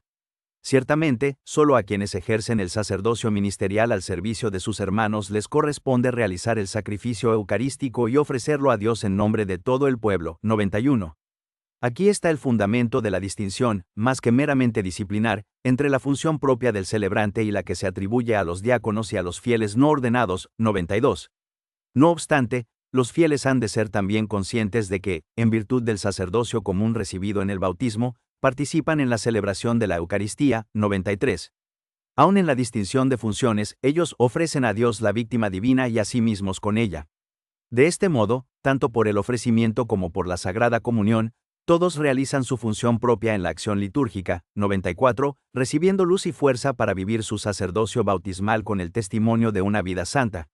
Otros momentos del domingo cristiano. 52. Si la participación en la Eucaristía es el centro del domingo, sin embargo sería reductivo limitar solo a ella el deber de santificarlo. En efecto, el día del Señor es bien vivido si todo él está marcado por el recuerdo agradecido y eficaz de las obras salvíficas de Dios. Todo ello lleva a cada discípulo de Cristo a dar también a los otros momentos de la jornada vividos fuera del contexto litúrgico, vida en familia, relaciones sociales, Momentos de diversión, un estilo que ayude a manifestar la paz y la alegría del resucitado en el ámbito ordinario de la vida. El encuentro sosegado de los padres y los hijos, por ejemplo, puede ser una ocasión, no solamente para abrirse a una escucha recíproca, sino también para vivir juntos algún momento formativo y de mayor recogimiento. Además, ¿por qué no programar también en la vida laical, cuando sea posible, especiales iniciativas de oración, como son concretamente la celebración solemne de las vísperas o bien eventuales momentos de catequesis, que en la vigilia del domingo o en la tarde del mismo preparen y completan en el alma cristiana el don propio de la Eucaristía? Esta forma bastante tradicional de santificar el domingo se ha hecho tal vez más difícil en muchos ambientes, pero la Iglesia manifiesta su fe en la fuerza del resucitado y en la potencia del Espíritu Santo, mostrando, hoy más que nunca, que no se contenta con propuestas minimalistas o mediocres en el campo de la fe, y ayudando a los cristianos a cumplir lo que es más perfecto y agradable al Señor. Por lo demás, junto con las dificultades, no faltan signos positivos y alentadores. Gracias al don del Espíritu, en muchos ambientes eclesiales se advierte una nueva exigencia de oración en sus múltiples formas. Se recuperan también expresiones antiguas de la religiosidad, como la peregrinación, y los fieles aprovechan el reposo dominical para acudir a los santuarios donde poder transcurrir, preferiblemente con toda la familia, algunas horas de una experiencia más intensa de fe. Son momentos de gracia que es preciso alimentar con una adecuada evangelización y orientar con auténtico tacto pastoral. Asambleas dominicales sin sacerdote. 53. Está el problema de las parroquias que no pueden disponer del ministerio de un sacerdote que celebre la Eucaristía dominical.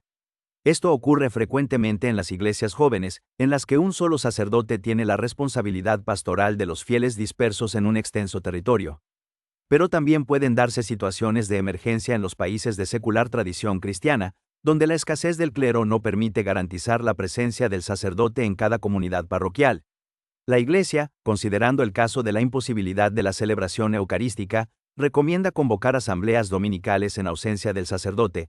95, según las indicaciones y directrices de la Santa Sede y cuya aplicación se confía a las conferencias episcopales. 96. El objetivo, sin embargo, debe seguir siendo la celebración del sacrificio de la misa, única y verdadera actualización de la Pascua del Señor, única realización completa de la asamblea eucarística que el sacerdote preside in persona Christi, partiendo el pan de la palabra y de la Eucaristía.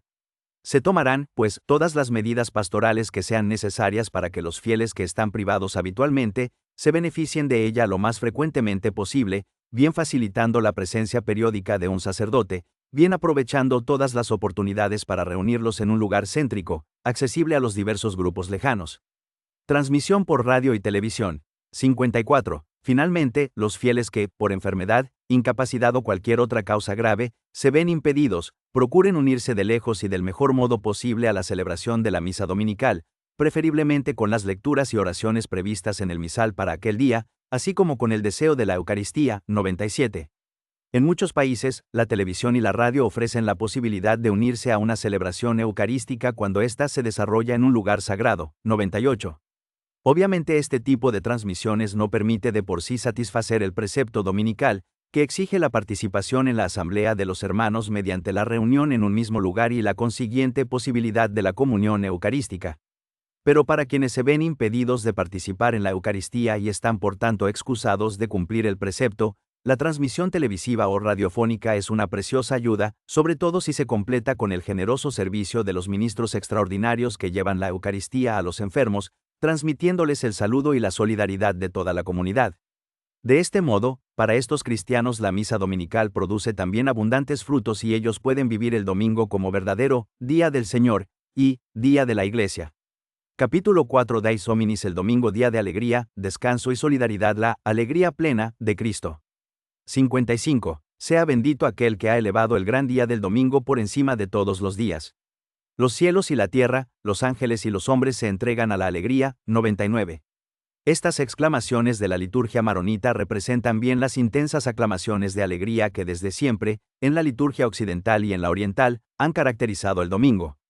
Además, desde el punto de vista histórico, antes aún que día de descanso, más allá de lo no previsto entonces por el calendario civil, los cristianos vivieron el día semanal del Señor resucitado sobre todo como día de alegría. El primer día de la semana, «Estad todos alegres», se lee en la Didascalia de los Apóstoles, 100. Esto era muy destacado en la práctica litúrgica, mediante la selección de gestos apropiados, 101. San Agustín, haciéndose intérprete de la extendida conciencia eclesial, pone de relieve el carácter de alegría de la Pascua semanal. Se dejan de lado los ayunos y se ora estando de pie como signo de la resurrección. Por esto además en todos los domingos se canta el Aleluya, 102. 56. Más allá de cada expresión ritual, que puede variar en el tiempo según la disciplina eclesial, está claro que el domingo, eco semanal de la primera experiencia del resucitado, debe llevar el signo de la alegría con la que los discípulos acogieron al Maestro. Los discípulos se llenaron de alegría al ver al Señor, JN 20.20. Se cumplían para ellos, como después se realizarán para todas las generaciones cristianas, las palabras de Jesús antes de la pasión. Estaréis tristes, pero vuestra tristeza se convertirá en gozo, JN 16.20. ¿Acaso no había orado él mismo para que los discípulos tuvieran la plenitud de su alegría? CF, JN 17.13. El carácter festivo de la Eucaristía dominical expresa la alegría que Cristo transmite a su Iglesia por medio del don del Espíritu. La alegría es, precisamente, uno de los frutos del Espíritu Santo, cf. RM 14.17, Gal 5, 22. 57. Para comprender, pues, plenamente el sentido del domingo, conviene descubrir esta dimensión de la existencia creyente. Ciertamente, la alegría cristiana debe caracterizar toda la vida, y no solo un día de la semana. Pero el domingo, por su significado como día del Señor resucitado, en el cual se celebra la obra divina de la creación y de la nueva creación, es día de alegría por un título especial, más aún, un día propicio para educarse en la alegría, descubriendo sus rasgos auténticos. En efecto, la alegría no se ha de confundir con sentimientos fatuos de satisfacción o de placer, que ofuscan la sensibilidad y la afectividad por un momento, dejando luego el corazón en la insatisfacción y quizás en la amargura. Entendida cristianamente, es algo mucho más duradero y consolador, sabe resistir incluso, como atestiguan los santos, 103, en la noche oscura del dolor, y, en cierto modo, es una virtud que se ha de cultivar. 58. Sin embargo, no hay ninguna oposición entre la alegría cristina y las alegrías humanas verdaderas. Es más, estas son exaltadas y tienen su fundamento último precisamente en la alegría de Cristo glorioso, imagen perfecta y revelación del hombre según el designio de Dios. Como escribía en la exhortación sobre la alegría cristiana mi venerado predecesor Pablo VI, la alegría cristiana es por esencia una participación espiritual de la alegría insondable, a la vez divina y humana, del corazón de Jesucristo glorificado, 104. Y el mismo pontífice concluía su exhortación pidiendo que, en el día del Señor, la Iglesia testimonie firmemente la alegría experimentada por los apóstoles al ver al Señor la tarde de Pascua. Invitaba, por tanto, a los pastores a insistir sobre la fidelidad de los bautizados a la celebración gozosa de la Eucaristía dominical. ¿Cómo podrían abandonar este encuentro, este banquete que Cristo nos prepara con su amor? Que la participación sea muy digna y festiva a la vez. Cristo, crucificado y glorificado, viene en medio de sus discípulos para conducirlos juntos a la renovación de su resurrección. Es la cumbre, aquí abajo, de la alianza de amor entre Dios y su pueblo, signo y fuente de alegría cristiana, preparación para la fiesta eterna, 105. En esta perspectiva de fe, el domingo cristiano es un auténtico hacer fiesta, un día de Dios dado al hombre para su pleno crecimiento humano y espiritual. La observancia del sábado, 59. Este aspecto festivo del domingo cristiano pone de relieve de modo especial la dimensión de la observancia del sábado veterotestamentario. En el día del Señor, que el Antiguo Testamento vincula a la creación, cf. GN 2, 1-3, Ex 20, 8-11, y del Éxodo, cf.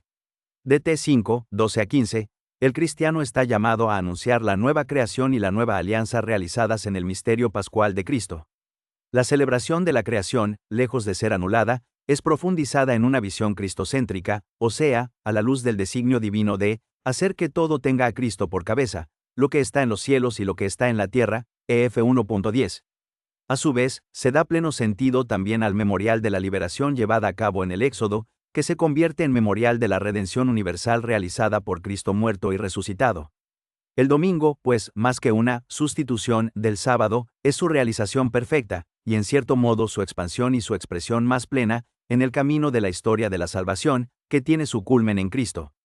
60. En esta perspectiva, la teología bíblica del Sabbat, sin perjudicar el carácter cristiano del domingo, puede ser recuperada plenamente.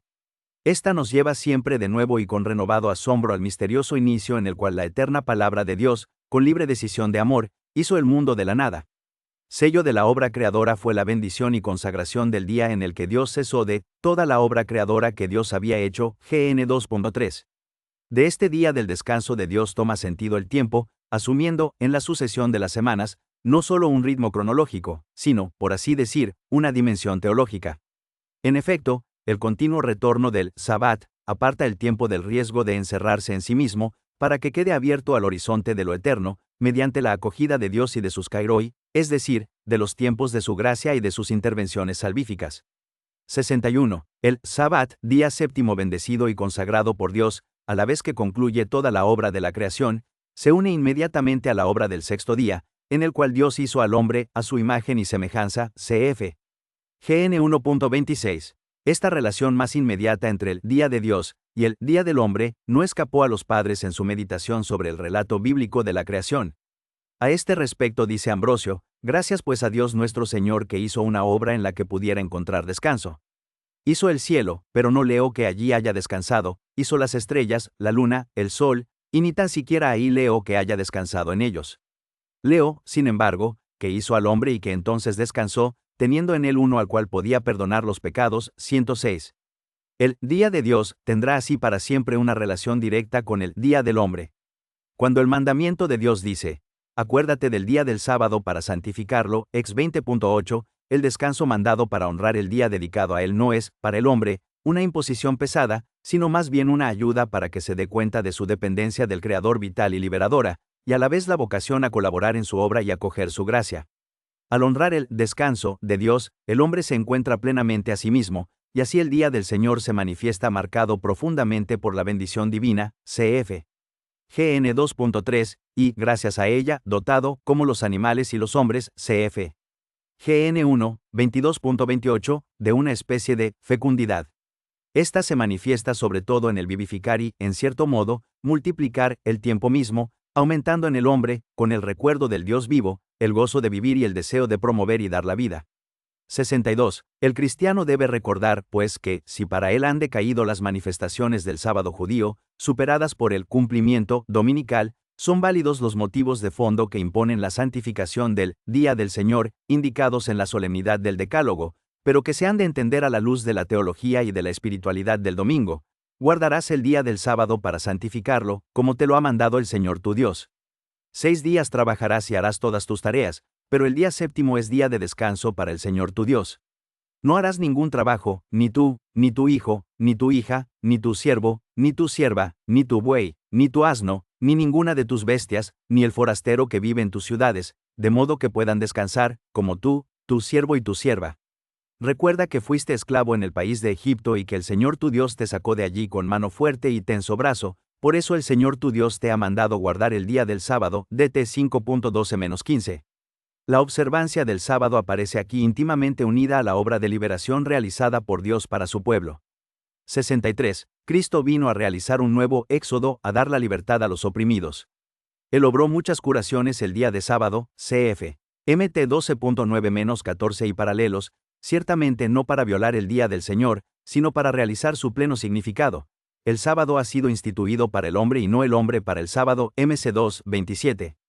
Oponiéndose a la interpretación demasiado legalista de algunos contemporáneos suyos, y desarrollando el auténtico sentido del sábado bíblico, Jesús, Señor del sábado, MC 2.28, orienta la observancia de este día hacia su carácter liberador, junto con la salvaguardia de los derechos de Dios y de los derechos del hombre. Así se entiende por qué los cristianos, anunciadores de la liberación realizada por la sangre de Cristo, se sintieran autorizados a trasladar el sentido del sábado al día de la resurrección. En efecto, la Pascua de Cristo ha liberado al hombre de una esclavitud mucho más radical de la que pesaba sobre un pueblo oprimido, la esclavitud del pecado, que aleja al hombre de Dios, lo aleja de sí mismo y de los demás, poniendo siempre en la historia nuevas semillas de maldad y de violencia. El día del descanso 64. Durante algunos siglos los cristianos han vivido el domingo solo como día del culto, sin poder relacionarlo con el significado específico del descanso sabático.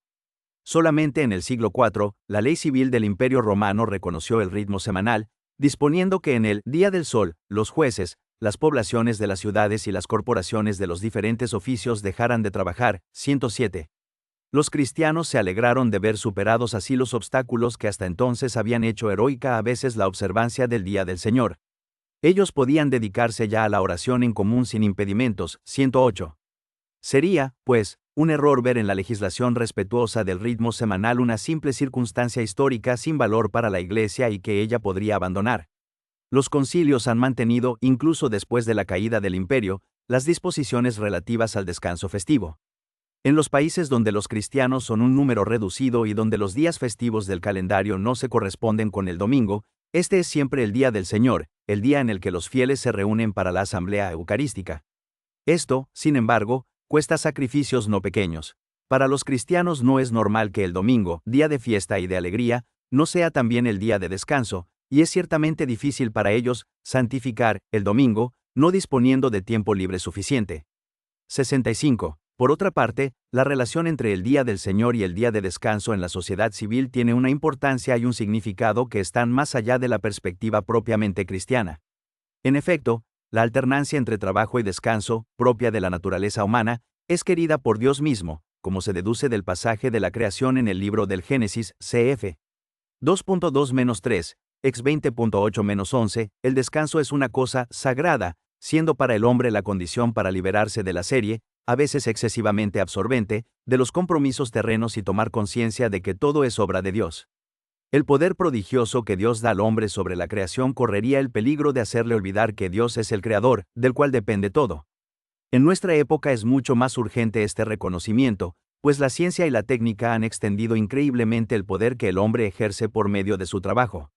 66. Es preciso, pues, no perder de vista que, incluso en nuestros días, el trabajo es para muchos una dura servidumbre, ya sea por las miserables condiciones en que se realiza y por los horarios que impone, especialmente en las regiones más pobres del mundo, ya sea porque subsisten, en las mismas sociedades más desarrolladas económicamente, demasiados casos de injusticia y de abuso del hombre por parte del hombre mismo.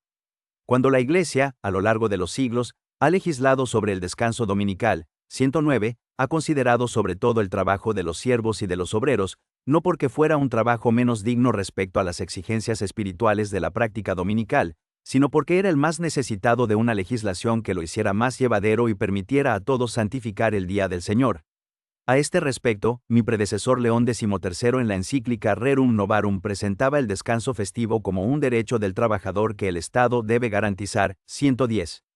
Rige aún en nuestro contexto histórico la obligación de empeñarse para que todos puedan disfrutar de la libertad, del descanso y la distensión que son necesarios a la dignidad de los hombres, con las correspondientes exigencias religiosas, familiares, culturales e interpersonales, que difícilmente pueden ser satisfechas si no es salvaguardado por lo menos un día de descanso semanal en el que gozar juntos de la posibilidad de descansar y de hacer fiesta.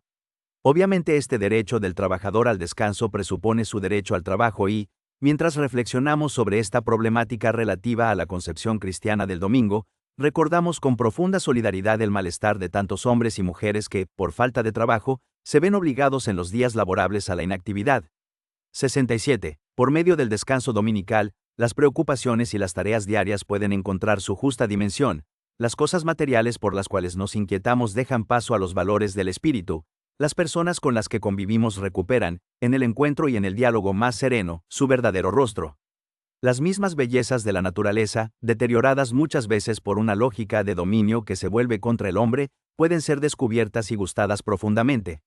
Día de paz del hombre con Dios, consigo mismo y con sus semejantes, el domingo es también un momento en el que el hombre es invitado a dar una mirada regenerada sobre las maravillas de la naturaleza, dejándose arrastrar en la armonía maravillosa y misteriosa que, como dice San Ambrosio, por una ley inviolable de concordia y de amor, une los diversos elementos del cosmos en un vínculo de unión y de paz. 111.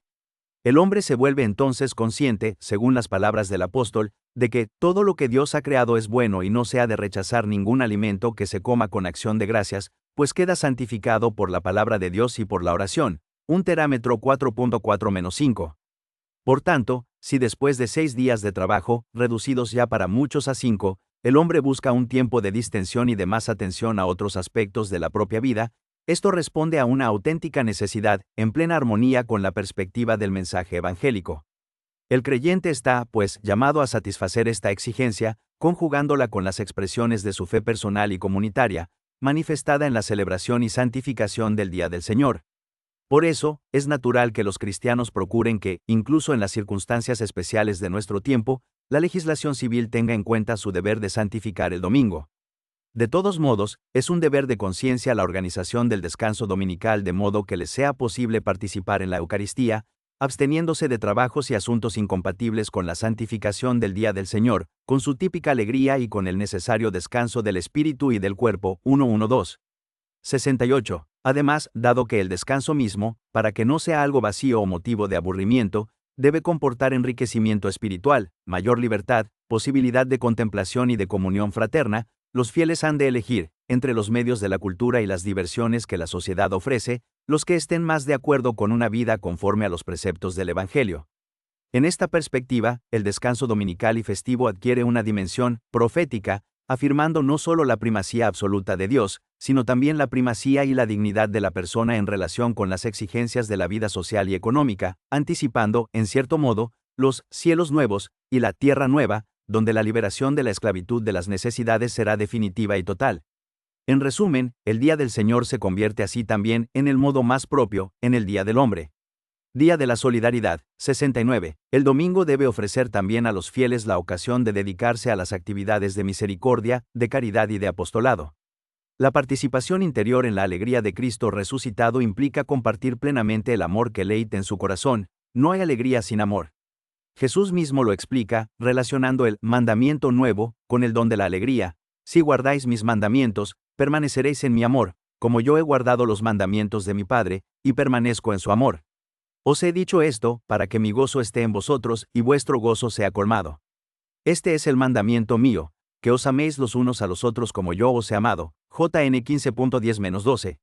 La Eucaristía dominical, pues, no solo no aleja de los deberes de caridad, sino al contrario, compromete más a los fieles a toda clase de obras de caridad, piedad y apostolado, mediante las cuales se manifieste que los cristianos, aunque no son de este mundo, sin embargo son luz del mundo y glorifican al Padre ante los hombres. 113. 70. De hecho, desde los tiempos apostólicos, la reunión dominical fue para los cristianos un momento para compartir fraternalmente con los más pobres. Cada primer día de la semana, cada uno de vosotros reserve en su casa lo que haya podido ahorrar. 1 Co 16.2. Aquí se trata de la colecta organizada por Pablo en favor de las iglesias pobres de Judea. En la Eucaristía dominical el corazón creyente se abre a toda la iglesia. Pero es preciso entender en profundidad la invitación del apóstol, que lejos de promover una mentalidad reductiva sobre el óbolo, hace más bien una llamada a una exigente cultura del compartir, llevada a cabo tanto entre los miembros mismos de la comunidad como en toda la sociedad. 114. Es más que nunca importante escuchar las severas exhortaciones a la comunidad de Corinto, culpable de haber humillado a los pobres en el ágape fraterno que acompañaba la cena del Señor, cuando os reunís, pues, en común, eso ya no es comer la cena del Señor, porque cada uno come primero su propia cena, y mientras uno pasa hambre, otro se embriaga. ¿No tenéis casas para comer y beber? ¿O es que despreciáis a la iglesia de Dios y avergonzáis a los que no tienen? 1 Co 11.20-22. Valientes son asimismo las palabras de Santiago. Supongamos que entra en vuestra asamblea un hombre con un anillo de oro y un vestido espléndido, y entra también un pobre con un vestido sucio, y que dirigís vuestra mirada al que lleva el vestido espléndido y le decís: tú, siéntate aquí, en un buen lugar, y en cambio al pobre le decís: tú, quédate ahí de pie, o, siéntate a mis pies. ¿No sería esto hacer distinciones entre vosotros y ser jueces con criterios malos? 2.2-4. 71. Las enseñanzas de los apóstoles encontraron rápidamente eco desde los primeros siglos y suscitaron vigorosos comentarios en la predicación de los padres de la Iglesia. Palabras ardorosas dirigía San Ambrosio a los ricos que presumían de cumplir sus obligaciones religiosas frecuentando la Iglesia sin compartir sus bienes con los pobres y quizás oprimiéndolos. Escuchas, rico, ¿qué dice el Señor? Y tú vienes a la Iglesia no para dar algo a quien es pobre sino para quitarle. 115. No menos exigente es San Juan Crisóstomo. Deseas honrar el cuerpo de Cristo. No lo desprecies, pues, cuando lo encuentres desnudo en los pobres, ni lo honres aquí, en el templo, con lienzos de seda, si al salir lo abandonas en su frío y desnudez.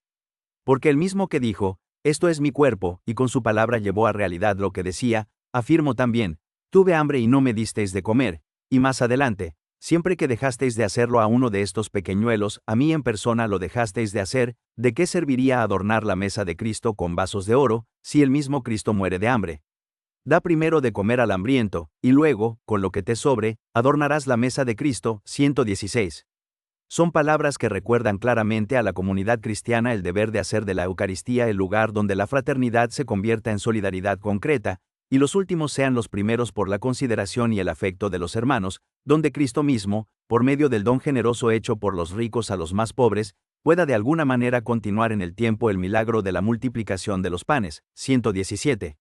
72. La Eucaristía es acontecimiento y proyecto de fraternidad. Desde la misa dominical surge una ola de caridad destinada a extenderse a toda la vida de los fieles, comenzando por animar el modo mismo de vivir el resto del domingo. Si este es día de alegría, es preciso que el cristiano manifieste con sus actitudes concretas que no se puede ser feliz solo. Él mira a su alrededor para identificar a las personas que necesitan su solidaridad. Puede suceder que en su vecindario o en su ámbito de amistades haya enfermos, ancianos, niños e inmigrantes, que precisamente en domingo sienten más duramente su soledad, sus necesidades, su condición de sufrimiento. Ciertamente la atención hacia ellos no puede limitarse a una iniciativa dominical esporádica.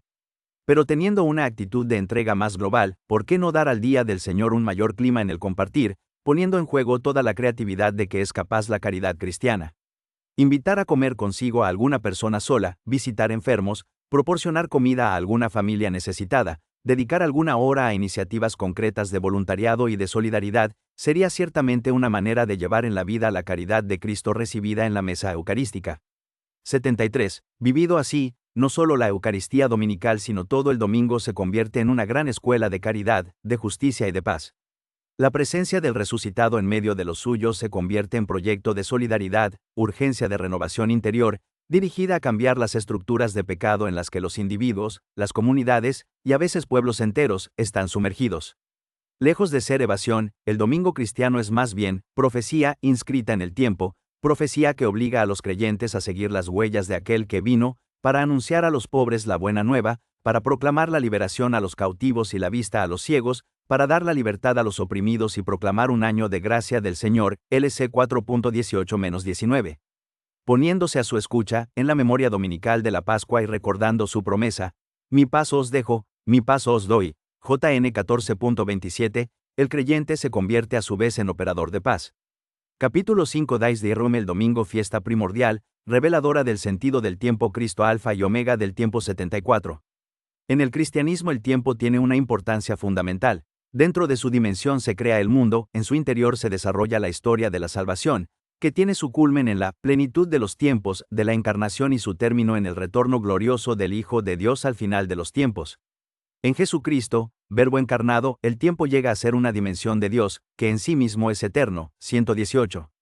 Los años de la existencia terrena de Cristo, a la luz del Nuevo Testamento, son realmente el centro del tiempo. Este centro tiene su culmen en la resurrección. En efecto, si es verdad que Él es Dios hecho hombre desde el primer instante de su concepción en el seno de la Santísima Virgen, es también verdad que solo con la resurrección su humanidad es totalmente transfigurada y glorificada, revelando de ese modo plenamente su identidad y gloria divina. En el discurso tenido en la sinagoga de Antioquía de Pisidia, cf. HCH 13.33, Pablo aplica precisamente a la resurrección de Cristo la afirmación del Salmo 2, Tú eres mi hijo, yo te he engendrado, v. 7. Precisamente por esto, en la celebración de la vigilia pascual, la Iglesia presenta a Cristo resucitado como principio y fin, alfa y omega.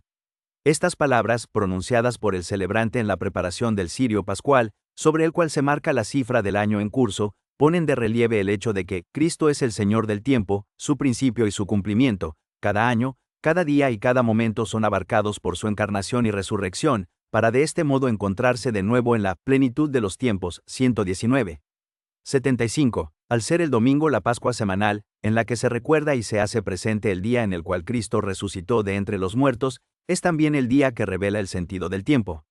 No hay equivalencia con los ciclos cósmicos, según los cuales la religión natural y la cultura humana tienden a marcar el tiempo, induciendo tal vez al mito del eterno retorno. El domingo cristiano es otra cosa, brotando de la resurrección, atraviesa los tiempos del hombre, los meses, los años, los siglos como una flecha recta que los penetra orientándolos hacia la segunda venida de Cristo. El domingo prefigura el día final, el de la parucía, anticipada ya de alguna manera en el acontecimiento de la resurrección. En efecto, Todo lo que ha de suceder hasta el fin del mundo no será sino una expansión y explicitación de lo que sucedió el día en que el cuerpo martirizado del crucificado resucitó por la fuerza del Espíritu y se convirtió a su vez en la fuente del mismo Espíritu para la humanidad. Por esto, el cristiano sabe que no debe esperar otro tiempo de salvación, ya que el mundo, cualquiera que sea su duración cronológica, vive ya en el último tiempo. No solo la Iglesia, sino el cosmos mismo y la historia están continuamente regidos y guiados por Cristo glorificado. Esta energía vital es la que impulsa la creación, que gime hasta el presente y sufre dolores de parto, RM 8.22, hacia la meta de su pleno rescate. De este proceso, el hombre no puede tener más que una oscura intuición. Los cristianos tienen la clave y certeza de ello, y la santificación del domingo es un testimonio significativo que ellos están llamados a ofrecer, para que los tiempos del hombre estén siempre sostenidos por la esperanza. El domingo en el año litúrgico 76. Si el Día del Señor, con su ritmo semanal, está enraizado en la tradición más antigua de la Iglesia y es de vital importancia para el cristiano, no ha tardado en implantarse otro ritmo, el ciclo anual. En efecto, es propio de la psicología humana celebrar los aniversarios, asociando al paso de las fechas y de las estaciones el recuerdo de los acontecimientos pasados. Cuando se trata de acontecimientos decisivos para la vida de un pueblo, es normal que su celebración suscite un clima de fiesta que rompe la monotonía de los días. Pues bien, los principales acontecimientos de salvación en que se fundamenta la vida de la Iglesia estuvieron, por designio de Dios, vinculados estrechamente a la Pascua y a Pentecostés, fiestas anuales de los judíos, y prefigurados proféticamente en dichas fiestas. Desde el siglo II, la celebración por parte de los cristianos de la Pascua anual, junto con la de la Pascua semanal, ha permitido dar mayor espacio a la meditación del misterio de Cristo muerto y resucitado. Precedida por un ayuno que la prepara, celebrada en el curso de una larga vigilia, prolongada en los 50 días que llevan a Pentecostés, la fiesta de Pascua, solemnidad de las solemnidades, se ha convertido en el día por excelencia de la iniciación de los catecúmenos. En efecto, si por medio del bautismo ellos mueren al pecado y resucitan a la vida nueva es porque Jesús fue entregado por nuestros pecados y fue resucitado para nuestra justificación, RM 4.25, cf. 6.3-11. Vinculada íntimamente con el misterio pascual, adquiere un relieve especial la solemnidad de Pentecostés, en la que se celebran la venida del Espíritu Santo sobre los apóstoles, reunidos con María, y el comienzo de la misión hacia todos los pueblos, 120. 77. Esta lógica conmemorativa ha guiado la estructuración de todo el año litúrgico. Como recuerda el Concilio Vaticano II, la Iglesia ha querido distribuir en el curso del año todo el misterio de Cristo, desde la encarnación y el nacimiento hasta la ascensión, el día de Pentecostés y la expectativa de la feliz esperanza y venida del Señor. Al conmemorar así los misterios de la redención, abre la riqueza de las virtudes y de los méritos de su Señor, de modo que se los hace presentes en cierto modo, durante todo tiempo, a los fieles para que los alcancen y se llenen de la gracia de la salvación, 121. Celebración solemnísima, después de Pascua y de Pentecostés, es sin duda la Navidad del Señor, en la cual los cristianos meditan el misterio de la encarnación y contemplan al Verbo de Dios que se digna asumir nuestra humanidad para hacernos partícipes de su divinidad. 78. Asimismo, en la celebración de este ciclo anual de los misterios de Cristo, la Santa Iglesia venera con especial amor a la bienaventurada Madre de Dios, la Virgen María, unida con un vínculo indisoluble a la obra salvadora de su Hijo, 122. Del mismo modo, introduciendo en el ciclo anual, con ocasión de sus aniversarios, las memoras de los mártires y de otros santos, proclama la Iglesia el misterio pascual cumplido en ellos, que padecieron con Cristo y han sido glorificados con Él, 123. El recuerdo de los santos, celebrado con el auténtico espíritu de la liturgia, no disminuye el papel central de Cristo, sino que al contrario lo exalta, mostrando el poder de su redención. Al respecto, dice San Paulino de Nola, todo pasa, la gloria de los santos dura en Cristo, que lo renueva todo, mientras Él permanece el mismo, 124. Esta relación intrínseca de la gloria de los santos con la de Cristo está inscrita en el estatuto mismo del año litúrgico y encuentra precisamente en el carácter fundamental y dominante del domingo como Día del Señor, su expresión más elocuente. Siguiendo los tiempos del año litúrgico, observando el domingo que lo marca totalmente, el compromiso eclesial y espiritual del cristiano está profundamente incardinado en Cristo, en el cual encuentra su razón de ser y del que obtiene alimento y estímulo. 79. El domingo se presenta así como el modelo natural para comprender y celebrar aquellas solemnidades del año litúrgico, cuyo valor para la existencia cristiana es tan grande que la Iglesia ha determinado subrayar su importancia obligando a los fieles a participar en la misa y a observar el descanso, aunque caigan en días variables de la semana, 125. El número de estas fechas ha cambiado en las diversas épocas, teniendo en cuenta las condiciones sociales y económicas, así como su arraigo en la tradición, además del apoyo de la legislación civil, 126. El ordenamiento canónico litúrgico actual prevé la posibilidad de que cada conferencia episcopal, teniendo en cuenta las circunstancias propias de uno u otro país, reduzca la lista de los días de precepto. La eventual decisión en este sentido necesita ser confirmada por una especial aprobación de la sede apostólica, 127, y en este caso, la celebración de un misterio del Señor, como la Epifanía, la Ascensión o la solemnidad del Santísimo Cuerpo y Sangre de Cristo, debe trasladarse al domingo, según las normas litúrgicas, para que los fieles no se vean privados de la meditación del misterio, 128. Los pastores procurarán animar a los fieles a participar también en la misa con ocasión de las fiestas de cierta importancia que caen durante la semana, 129.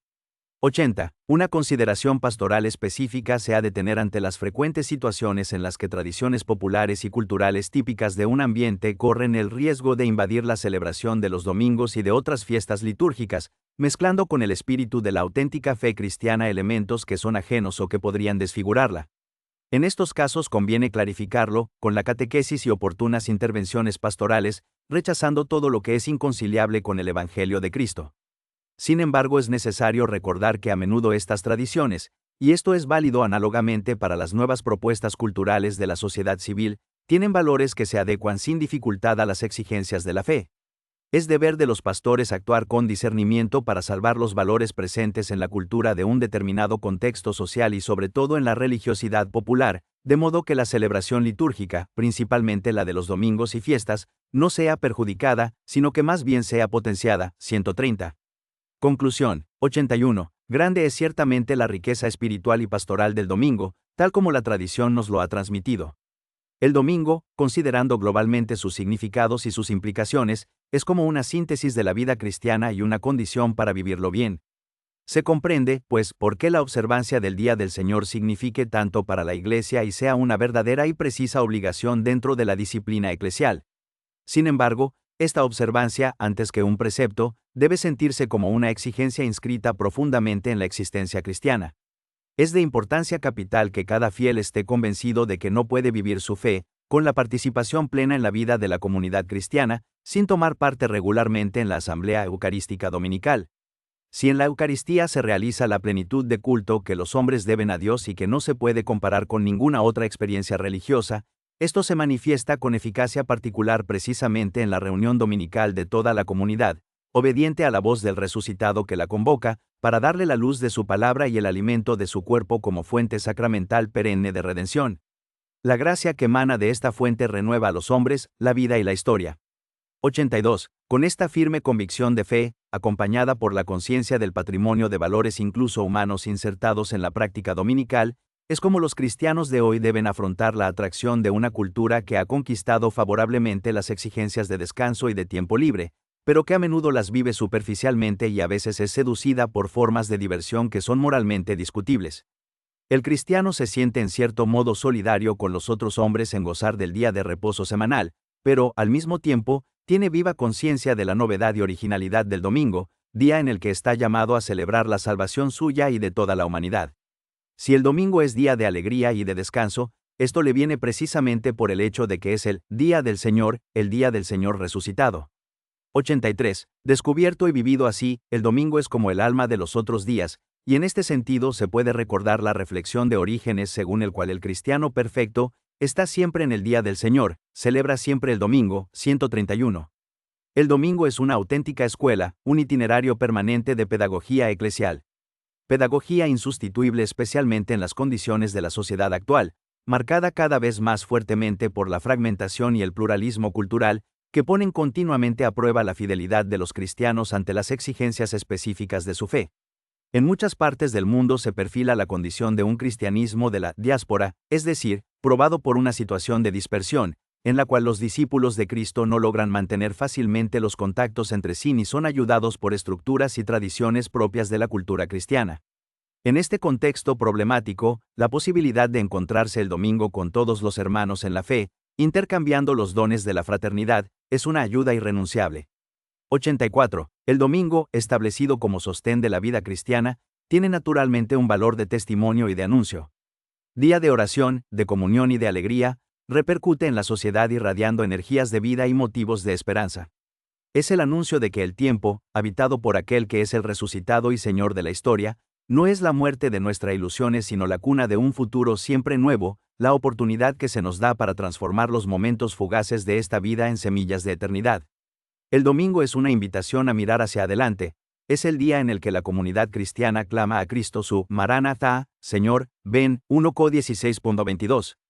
En este clamor de esperanza y de espera, el domingo acompaña y sostiene la esperanza de los hombres. Y de domingo en domingo, la comunidad cristiana iluminada por Cristo camina hacia el domingo sin fin de la Jerusalén celestial, cuando se completará en todas sus facetas la mística ciudad de Dios, que no necesita ni de sol ni de luna que la alumbren, porque la ilumina la gloria de Dios, y su lámpara es el Cordero, AP 21.23. 85. En esta tensión hacia la meta la Iglesia es sostenida y animada por el Espíritu. Él despierta su memoria y actualiza para cada generación de creyentes el acontecimiento de la resurrección. Es el don interior que nos une al resucitado y a los hermanos en la intimidad de un solo cuerpo, reavivando nuestra fe, derramando en nuestro corazón la caridad y reanimando nuestra esperanza. El Espíritu está presente sin interrupción en cada día de la Iglesia, irrumpiendo de manera imprevisible y generosa con la riqueza de sus dones, pero en la reunión dominical para la celebración semanal de la Pascua, la Iglesia se pone especialmente a su escucha y camina con él hacia Cristo, con el deseo ardiente de su retorno glorioso. El Espíritu y la novia dicen, ven, AP 22.17. Considerando verdaderamente el papel del Espíritu, he deseado que esta exhortación a descubrir el sentido del domingo se hiciera este año que, en la preparación inmediata para el jubileo, está dedicado precisamente al Espíritu Santo. 86. Encomiendo la viva acogida de esta carta apostólica, por parte de la comunidad cristiana, a la intercesión de la Santísima Virgen. Ella, sin quitar nada al papel central de Cristo y de su Espíritu, está presente en cada domingo de la Iglesia. Lo requiere el mismo misterio de Cristo. En efecto, ¿cómo podría ella, que es la Mater Domini y la Mater Ecclesiae, no estar presente por un título especial, el día que es a la vez Dais Domini y Dais Ecclesiae? Hacia la Virgen María miran los fieles que escuchan la palabra proclamada en la asamblea dominical, aprendiendo de ella a conservarla y meditarla en el propio corazón. Cf. LC 2.19. Con María los fieles aprenden a estar a los pies de la cruz para ofrecer al Padre el sacrificio de Cristo y unir al mismo el ofrecimiento de la propia vida. Con María viven el gozo de la resurrección, haciendo propias las palabras del Magnificat que cantan el don inagotable de la divina misericordia en la inexorable sucesión del tiempo. Su misericordia alcanza de generación en generación a los que lo temen. LC 1.50. De domingo en domingo, el pueblo peregrino sigue las huellas de María, y su intercesión materna hace particularmente intensa y eficaz la oración que la Iglesia eleva a la Santísima Trinidad. 87. La proximidad del jubileo, queridos hermanos y hermanas, nos invita a profundizar nuestro compromiso espiritual y pastoral. Este es efectivamente su verdadero objetivo. En el año en que se celebrará, muchas iniciativas lo caracterizarán y le darán el aspecto singular que tendrá la conclusión del segundo milenio y el inicio del tercero de la encarnación del Verbo de Dios. Pero este año y este tiempo especial pasarán, a la espera de otros jubileos y de otras conmemoraciones solemnes.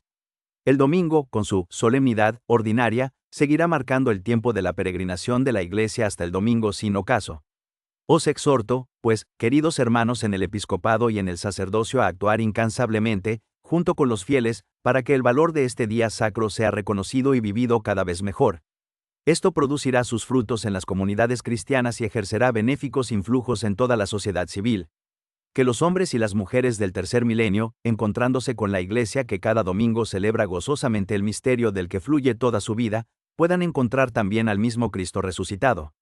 Y que sus discípulos, renovándose constantemente en el memorial semanal de la Pascua, sean anunciadores cada vez más creíbles del Evangelio y constructores activos de la civilización del amor. A todos mi bendición. Vaticano, 31 de mayo, solemnidad de Pentecostés del año 1998, 20º de mi pontificado. Juan Pablo II.